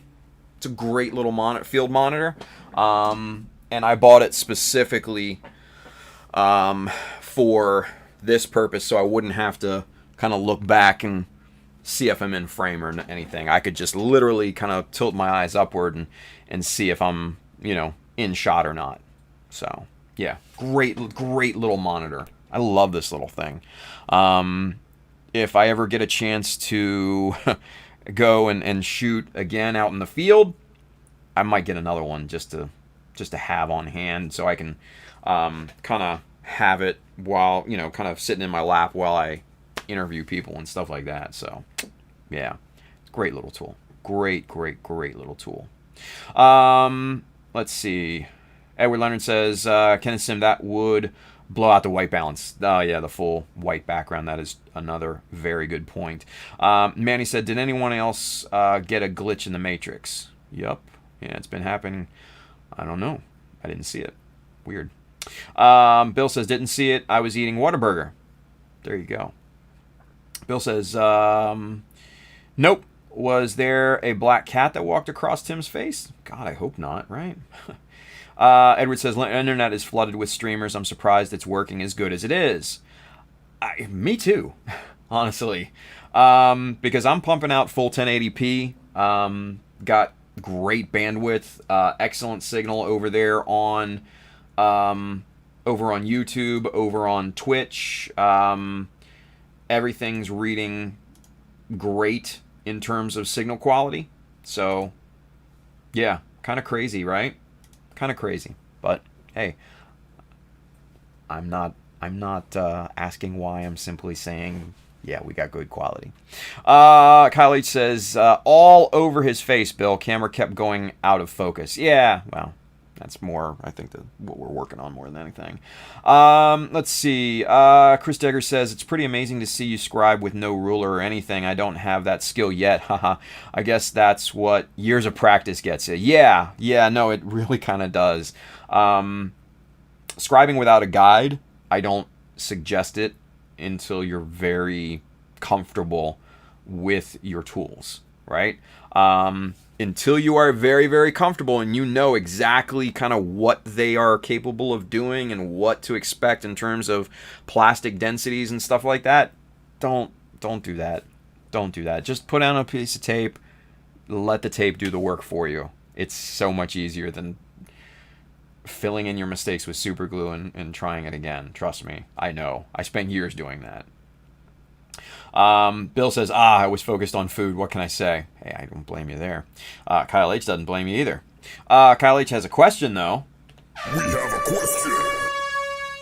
He says, Tim, can you say 3mm chisel in an Arnold accent? Probably not as good as Mike Wine, but, I mean, I can try. 3mm chisel. Yeah, see, that wasn't really good. I can't, that's just not, yeah. I don't do a great Arnold. Let's put it that way. Bill says, Kyle, got your car today. Thanks. Kyle says, nice, it made it. Edward said, noose. RF Aurora, Mr. Andrew 1.0 says, which kit is the gun from? This right here, this started life as a Justa's rifle. Believe it or not. Space Rat 53, Master Grade Justa with some parts from Master Grade Gundam The Origin. Yeah, exactly. RF Aurora says, need to get me some Mecha Decals maybe at the beginning of May. There we go. Let's see. RF Aurora says, kind of late now, but no lighted marquee sign tonight, Tim. Actually, I've been keeping it off because it's easier to read. Yeah, believe it or not. Let's see. Ricky Paul Carlson says, going into the cart. Nice. Thank you, man. Appreciate that. Chris Degger says, I've used those on set as a display monitor for clients. They are not not bad little monitors for the price. Yeah, right? They're actually pretty decent. I mean, they've got peaking on it and all that, tiger striping and everything. And you guys need to know what that means, but trust me, that's a good thing to have.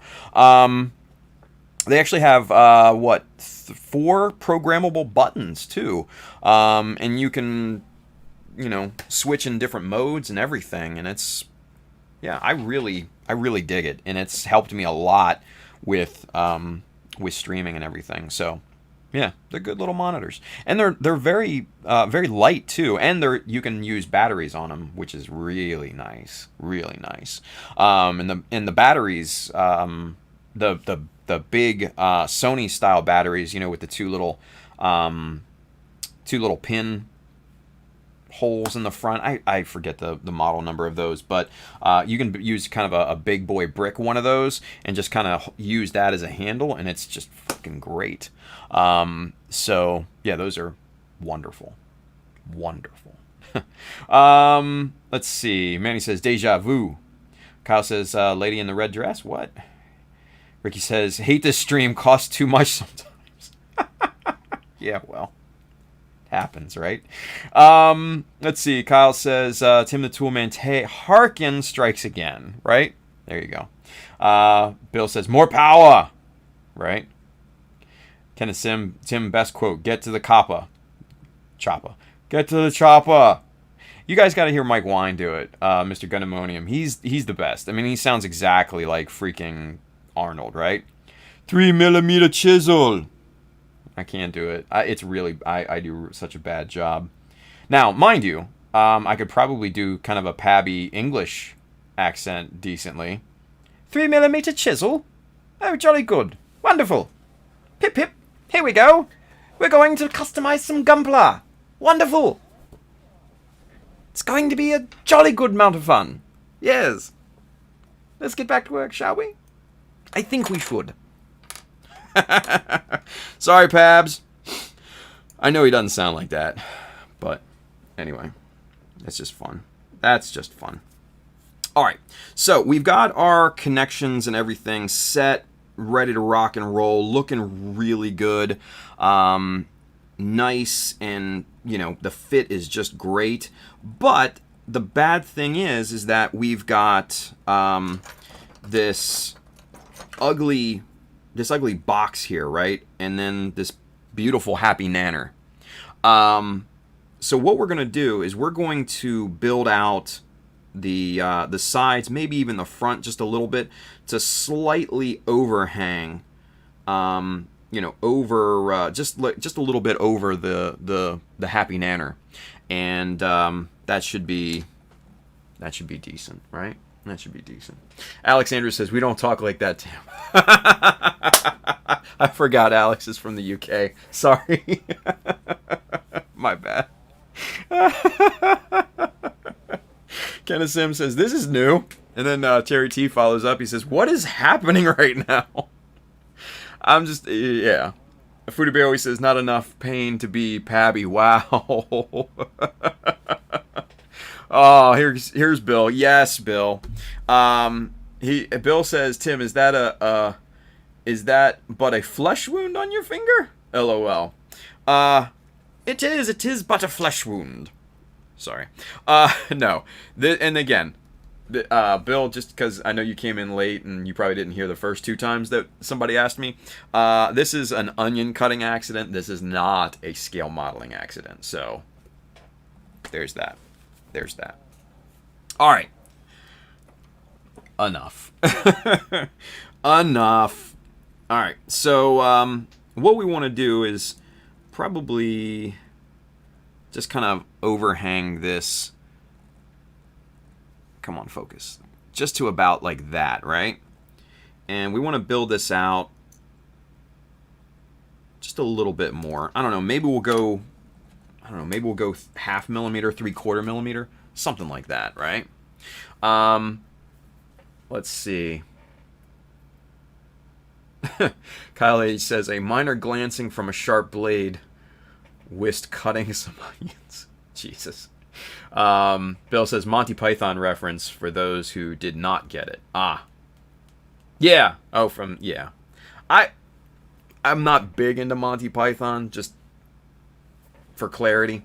But I did get the 'tis but a flesh wound. Yeah, what is it, the Dark Knight and the cutting off the arms and the legs and all that. I remember. Edward Leonard says that only comes out when he is stressed. Or just when I'm having fun, right? Ty Furious says, great Monty Python movie. There we go. All right, so let's see here. I think this is still 1 millimeter, if I'm not mistaken. Let's double check and make sure. Yeah, that's 1 millimeter, and my calipers are going nuts right now. Look at that. What the hell is going on? What? Jesus, to quote Terry, what is even happening right now? God. Alright, let's try this again. I think this is 3/4. Yeah, this is 3/4 millimeter. Let's see how this looks. It's not too bad. Let's go 0.5 millimeter, just to be on the safe side. I think that'll probably be good.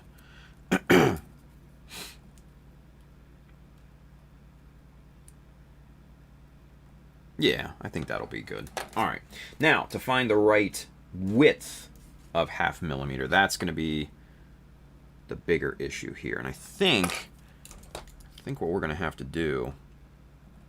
Yeah, you can see that's 4.8. So we're going to have to use 6.3. We're going to have to use the wide stuff here, right?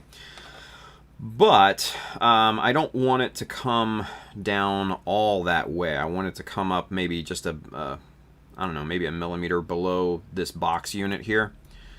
So what I think we're going to end up doing is just kind of bringing it down just like that, right?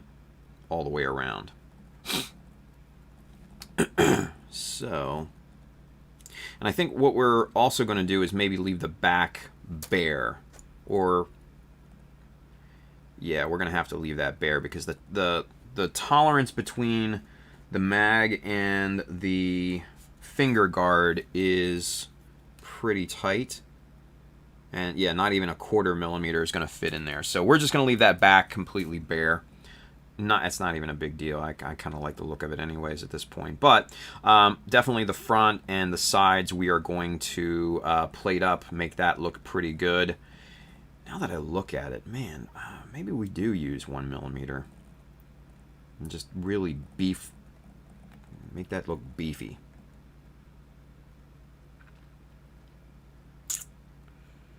Yeah. Yeah, I think that's going to be what we need.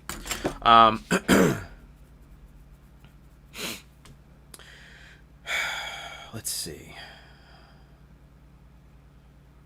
Bill says, is Pabby here to defend his honor? He was! I don't know why he left. Maybe he got mad when I started impersonating him. Who knows? Manny wants to know, are you going for a flared mag what look, Tim? Not necessarily flared, but just kind of beefed up here at the top, just kind of boxed in type of look, right? Like this, right? So maybe 1 millimeter on both, on the two sides, maybe 0.5 millimeter up front, nothing in the back. Yeah, and that'll kind of beef that up a little bit because we've got a nice big space here on the side, right? So if we put 1 millimeter in there, that reduces that a lot, which I kind of like. So we're going to use full millimeter, full on 1 millimeter. Or should we use 3/4? I don't know. Let's take a look at this again and figure this out. So there's 3/4. Yeah, screw it. We'll use 3/4. Happy medium, right? Happy medium. Bill's got a question. Reload the button. We have a question. Bill says, Tim, why not make a flared AK style mag well? Since banana clips rock back into position. Because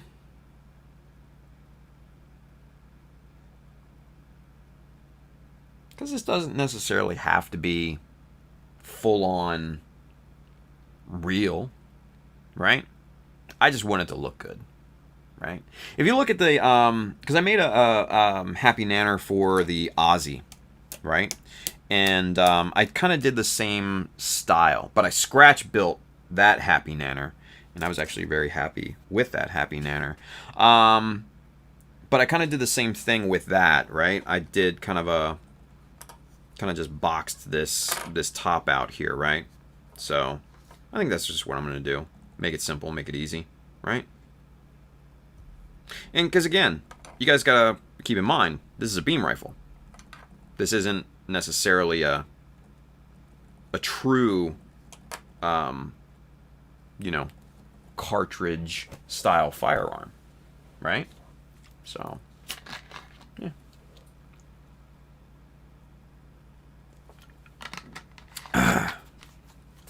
All right. Kyle says, all right, over to bed for this guy. Night, everyone. Night, Kyle. Hey, Kyle, did you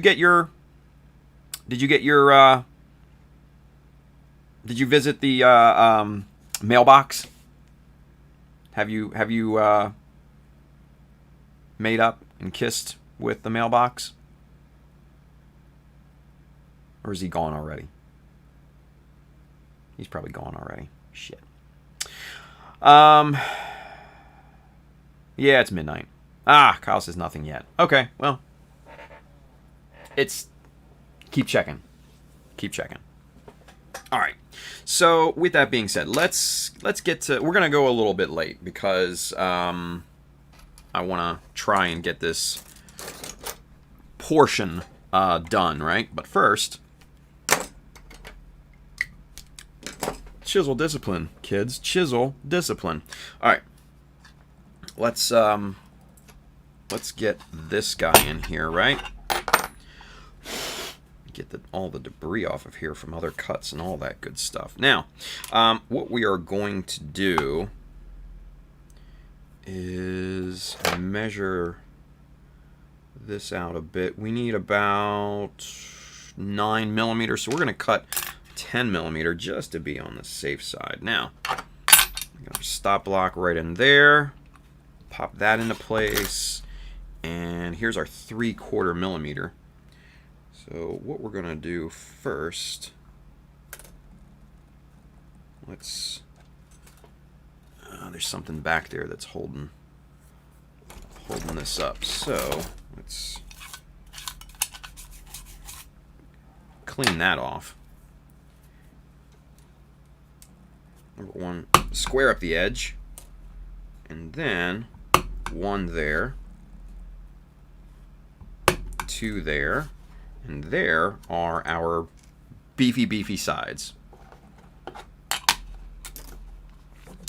Let's see. Get up in there.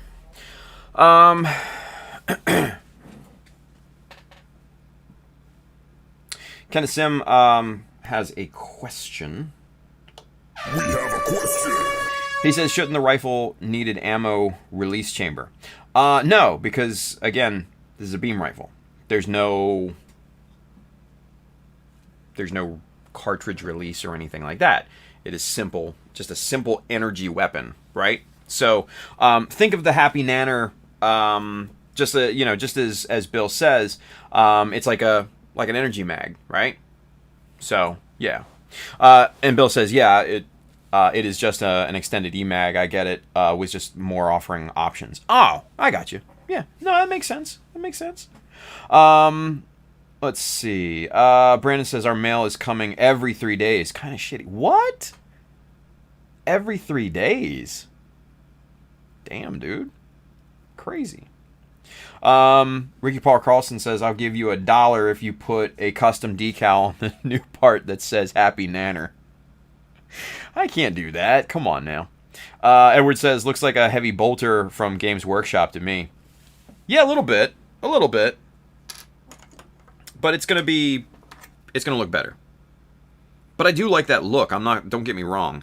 And this isn't, this right here definitely looks like that, right? But then you slap on the beam rifle barrel and that whole look goes to pot, right? So, yeah. Bill says, postal workers are facing serious health risks to get us mail. I'm happy that they even keep it moving no matter how slow. It's a fair point. That is a fair point, yeah. I do agree. Let's... Ooh, nope, go back there. Get back there. Let's see. William Williams says, are you considering altering the extra magazine container to a box and making it a housing for a hand cannon like the Origin? Have a barrel sticking out of the front of it. Are you considering altering that? Oh, the extra mag container. You mean the mag rack here?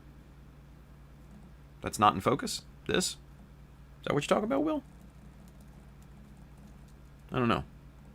No, I'm going to take these out and kind of do something with beefing that out because this is going to be the only one. That's going to be it. Case closed. Yeah. That's it.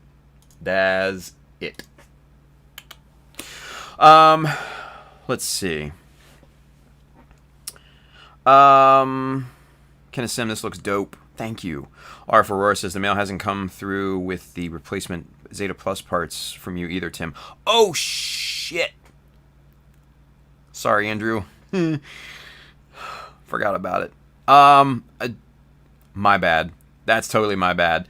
I will send that out, dude. I am very sorry about that. I will send that out. I will definitely try to get that out tomorrow, but I completely forgot about it. With everything going on, it's been crazy. My fault. That's on me. So, yeah. William Williams says yes, mag rack. No, I don't think I'm going to put anything on that. I think I'm going to keep it, fairly vanilla because, again, this is, after all, an RX.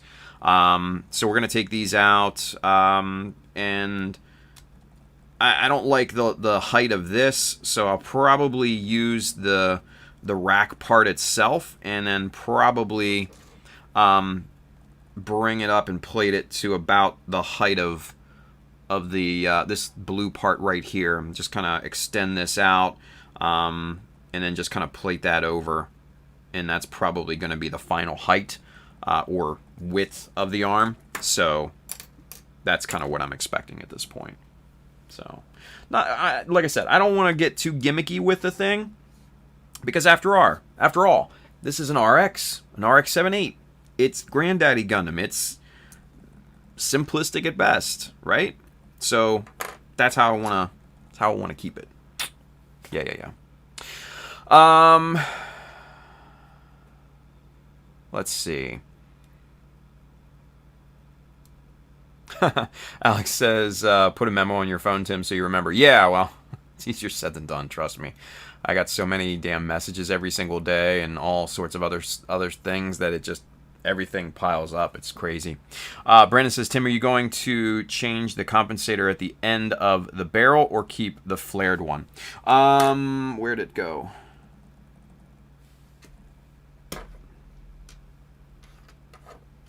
You mean this? We're going to keep that. We're keeping that because that's a classic look, right? It's a classic look. Edward says, did you send my hookup out yet? LOL, no pressure. I did, actually. Yeah. Remember that stack of envelopes, Edward? Yours was in there. So, yeah, that went out last... What was it? I think it went out Thursday or Friday of last week. Something like that. Yeah. So, should be there soon. Should be there soon. I'm surprised... Well, I shouldn't say that. I was going to say I'm surprised that it wasn't there yet. But, you know, to Bill's point, yeah, it's... The mail is kind of hinky right now, obviously, right? So, yeah. Hopefully it should be there soon. Let's put it that way. All right, so back to work with this. Let's get these glued on here because I don't want to be here all night. As much as I love you guys, I got other shit I gotta do, right? And I gotta go to bed at some point tonight. All right, so we're gonna get a little super glue right here on the sides.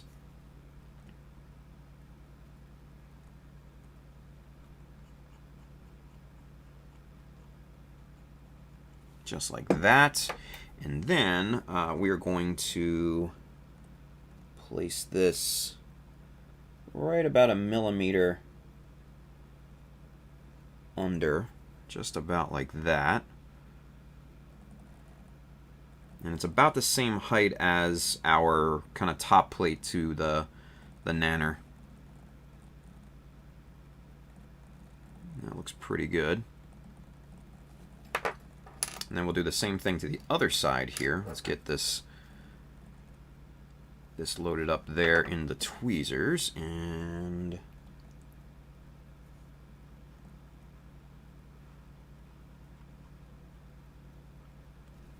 okay, and let's see.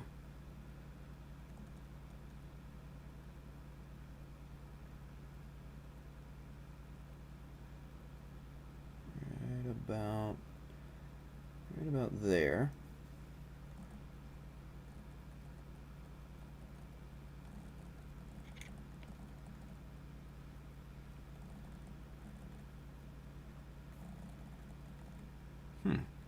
Man, I think we nailed the positioning on this. Let's see. Yeah, maybe not. Whoops. Maybe not. It's not perfect, but that's not a big deal at this point. Especially the back. The back doesn't have to be perfect because that's going to be at a different... it's not going to be, you know... the back is just going to be bare, basically. So, not a big deal.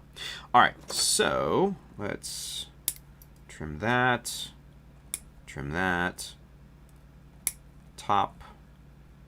Top. Front. Front. There we go. Alright, so now we just go about the work of trimming this, this bits here, yeah?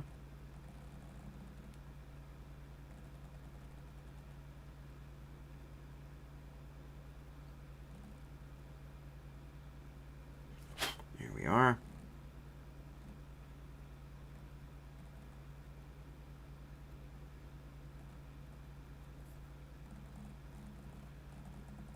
Okay. good there. And we're going to have to cut this little slot out right there for these two side pieces here.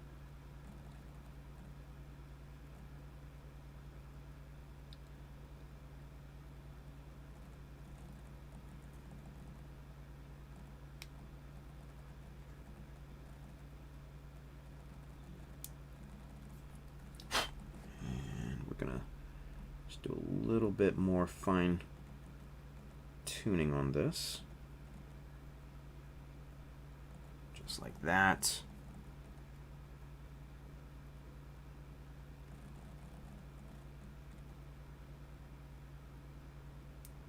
Other side there as well. All right. That looks good there. That looks good. All right, so now we'll trim the fronts up first. Get that nice and even.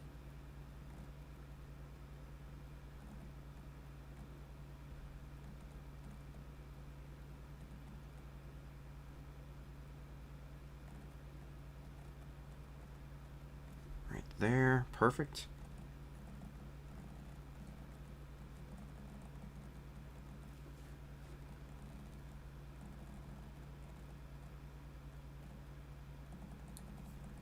We'll come up from the bottom on this one.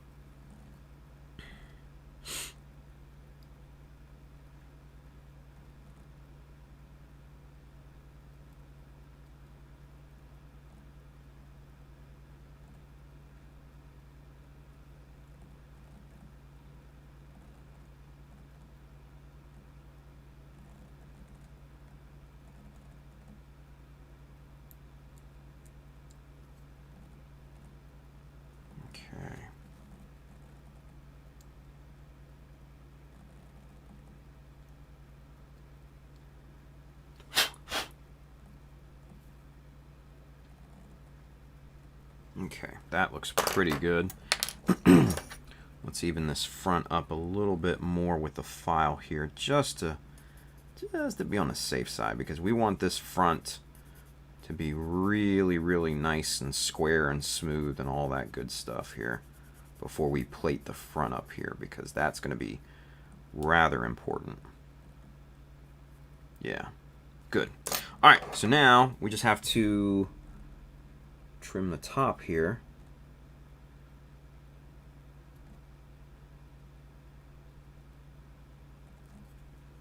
And there's not much to it.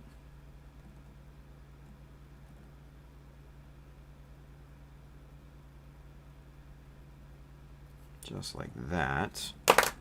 And again, we'll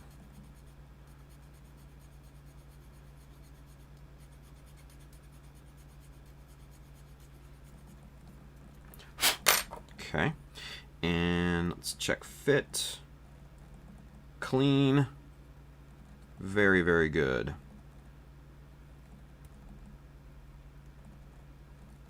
Doesn't fall off or anything. Yeah. Sweet. Okay, so now we just have to plate this front and we should be pretty much good to go. Now, the big question, do we use half or do we use full millimeter? Or 3/4 millimeter, I should say. Let's see, this is 3/4. Ooh. I say we use 3/4 millimeter because with just a little trimming, this will fit nice and snug in this little section here. Let's get the scope off there before I break it. That would be a tragedy.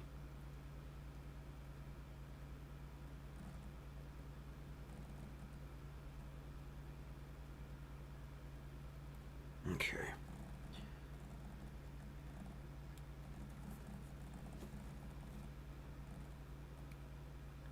I basically just removed about 1/4 millimeter off of there, off of that front, right? So now, pop that in there. And that now fits perfectly right in that gap. Perfectly. So there we go. All right, so we'll cut this last piece here, and we'll get this loaded into our tweezers. Get some super glue on the front here.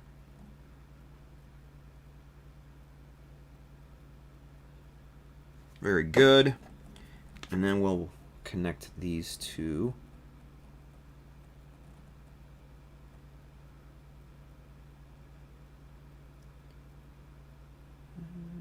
Just right there.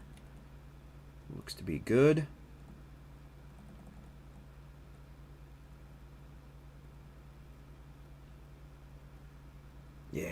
Yeah. Perfect. Perfect placement. Alright. Press that in place. Make sure that super glue grabs the plastic and makes that connection, right?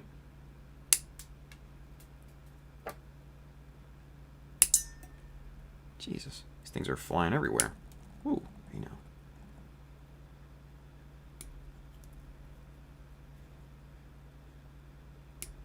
Okay. So, last thing to do here is to trim the overhang. The low-hanging fruit, if we will.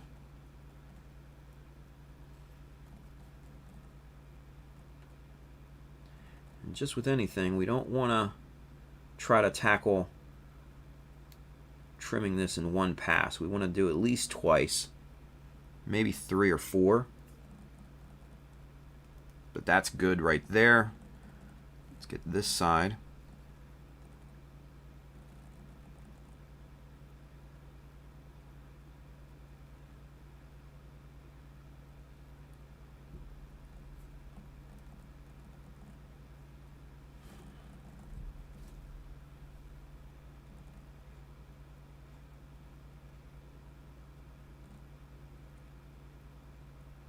Okay, good there. And now just the top.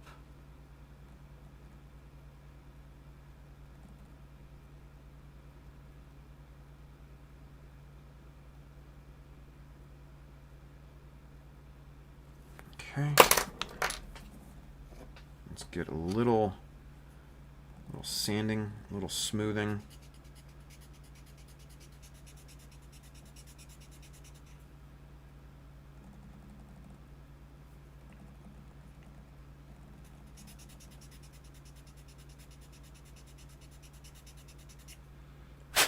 Just like that. All right, that's looking pretty nice. Pretty good and even all the way around. Let's do just a little fine tuning here.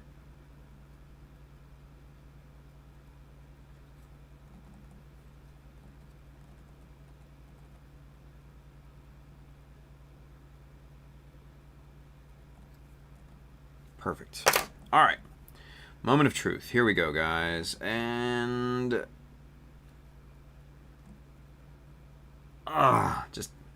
just a little bit more off the front here. Just a little bit more. Trim this thing all the way to the front part of this rifle here. Okay.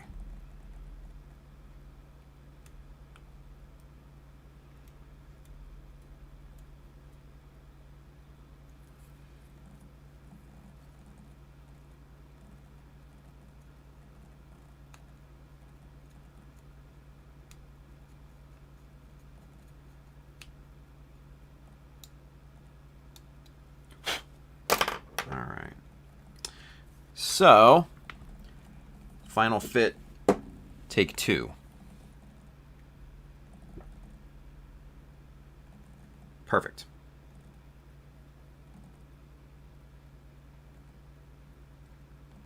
Very nice. Very nice. All right. So there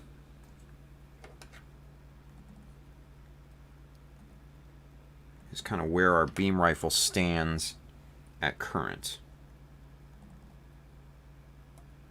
for this remixed Jesta RX-78.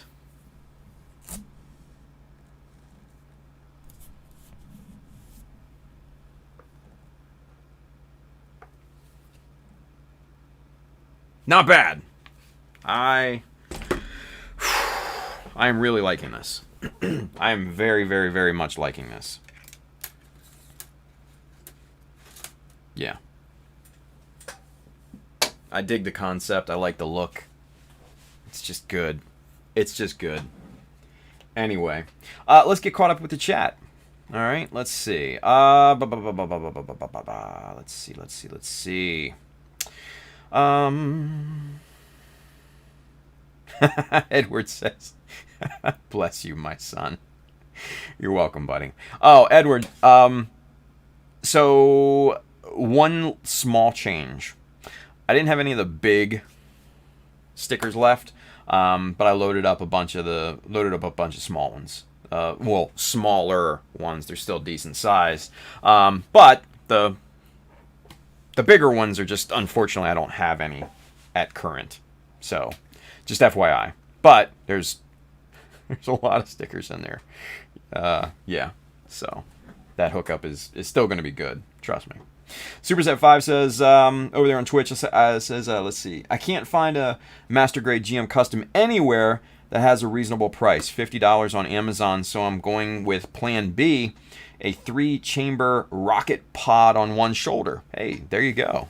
Sweet. RF Aurora, Mr. Andrew 1.0, he says, I watched a video earlier, Tim, and the guy in the video was using Mr. Hobby plastic cement to dissolve plastic dust and debris from the surface of the kit he was working on. Yeah. So, let's see. Was he painting it on the kit, or was he putting that, like, in the bottle? Like, was he putting it in the actual, like, Tamiya bottle or something like that? Or Mr. Hobby or whatever. Because if he was putting it, like, in the bottle itself, he was making what's called sprue goo. I don't suggest it. It takes days to cure. It's not great. Brandon said, the wife did not get me any Mecha Decals. She, too, in that big order. I talked about it in the morning stream, but she did get me a shit ton of Wave Option parts and some Kodo parts. I saw that. I think I might have to have a talk with her. No, it was awesome, man. You got the hookup. Let's see. Alex Andrews says, catch you later on, Tim, for the stream. Gonna watch the early stream at some point beforehand to catch up on what I missed. Gotcha. Well, Alex, take care, buddy. Bill says stuff like extra thin cement is a solvent and melts the plastic. Whether it is a good idea or not to use it as a surface prep depends on your particular style. This is true. Brandon says, I feel it would be too risky to use plastic cement to clean up surfaces. I would be afraid of possible warping or over melting affecting the surface too much. Yeah, no, I agree. Bill says, just remember that overuse of solvent on the plastic can change its durability and especially the flexibility of plastic.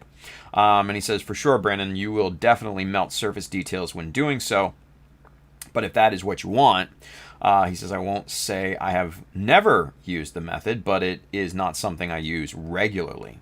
True. Stanley says, the banana blaster is coming along awesome. Thank you, buddy.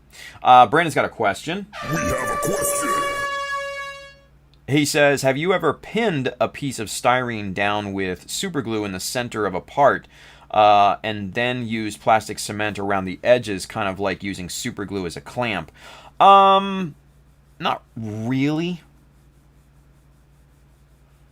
Because I figure if it's down, it's down. I figure what's the use in...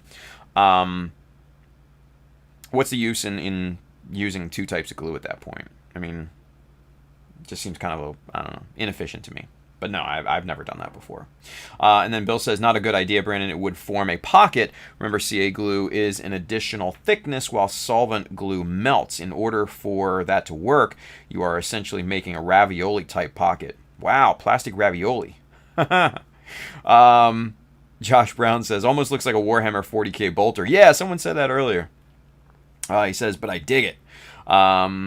Let's see. RF Aurora, Mr. Andrew 1.0. Join the Mecha Army Facebook group. Finally. Awesome. Vincent Lewis is over there on YouTube. He says, hey, what's good, guys? What's going on, Vince? Good to see you, man. Manny says, hey, Tim, my Rigazy custom is coming in tomorrow. Nice. Dude, you're going to love it, man. This kit is great. Edward says, thanks, Tim. Dude, you're welcome. No, thank you, Edward. For real, for real. Brandon says the amount of super glue used would be so tiny, the thickness would be negligible. I just know that using cement over large areas can be problematic because the inside won't cure. Yeah, definitely. But still, again, like, I don't know. I think it's kind of inefficient at that point because, I mean, if you're gonna use a glue, use one or the other, right? Obviously, if it's a bigger area, then definitely use super glue because, like you said, the solvent glue won't cure for a while in that middle section. But I mean, if it's a little piece, then yeah, just use super glue and it'll be fine. Let's see, RF Aurora, putting it straight onto the kit. Oh, I missed something. I don't know. Anyway, Vincent Lewis says, what did I miss tonight? Had to build a book stand for my daughter's room. Oh, man.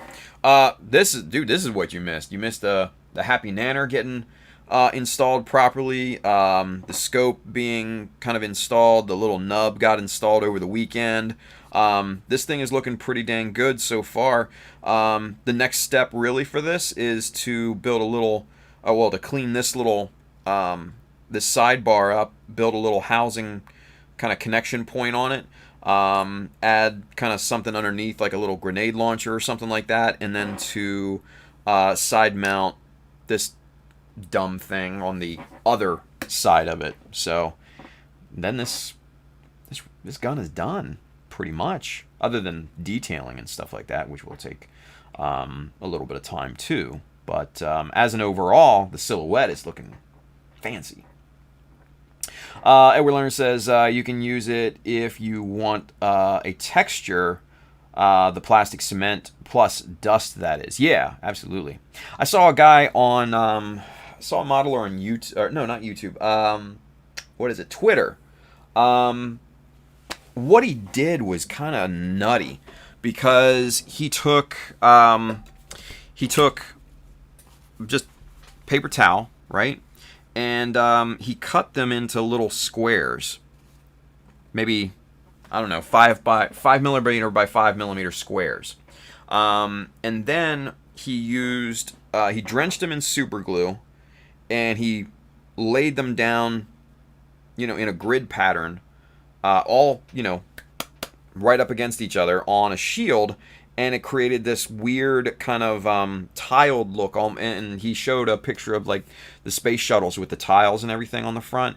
And that's kind of what it looked like. And it was a pretty, I'll be honest with you, a pretty interesting effect. I don't know if I would ever use it, but definitely an interesting look to it. So, yeah. Let's see. Thomas Christopher Staten over there on the Mecha Army Facebook group says, sprue glue, or dissolving runners as you call it, is what I was referring to when I first posted. Oh, okay. I missed it. Oh man, sorry about that, dude. Yeah, sprue, it's actually sprue goo, G-O-O, sprue goo. It's just, I don't know, man. It's one of those things I'm just not a huge fan of. Like I said, it takes, honestly, days for it to cure, because honestly, it's mostly solvent at that point, right? And it's got, some substance to it from the plastic that you put into it. But it's just, it's not great. I've tried it before, and yeah, I mean, once it cures, it's okay. It contracts a little bit, so you're gonna have to kind of do multiple layers of it, unfortunately. But it's just not. I don't see it as being insanely efficient. I don't know. If you're not going to paint your models, then that might be kind of the only kind of thing that you can do. But if you're painting, it's terribly inefficient.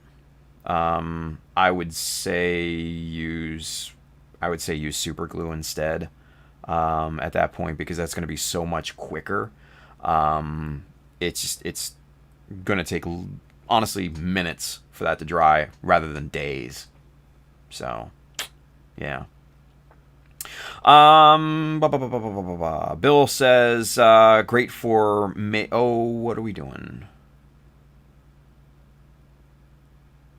Oh, Arvoror says, using plastic cement to clean debris. Edward says, I use it on Mecha kits. Yeah, because those have like, you know, that crazy kind of iron kind of texture right to it. Bill says, great for making rivets look more realistic. True. Kenneth Sim says you could create a metal welded effect using extra thin cement and a toothpick. Yeah, true. Thomas Christopher Staten over there on the Mech Army Facebook group says, gotcha. Cool. All right. Excellent. Caught up, ready to rock and roll. Let's put a bow on this thing and call it a night, kids, shall we? It's been a long day, and like John Lynn said earlier, it's been a whole ass day. Not a half-ass day. It's been a whole ass day, right? So, all right. So there's what we got done tonight. That rifle is looking awesome, I might say. Let's go camera one. Kind of wrap it up here. So, guys, if you want to cop one of these little Chibi Justice shirts, go hit up www.chadamecha.com. Hit the store button up at the top. You will find this shirt, many more, hats, prints of my work, and other cool stuff in there. Go load up, right? You got stimulus money? Come on. Stimulate me.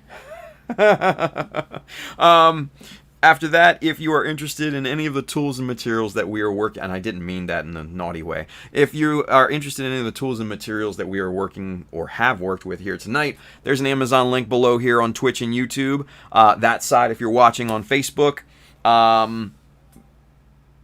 Shit, I completely forgot what I was going to say. Oh, yeah. I get a bit of a commission based off the stuff that you buy, but it doesn't increase the cost for you.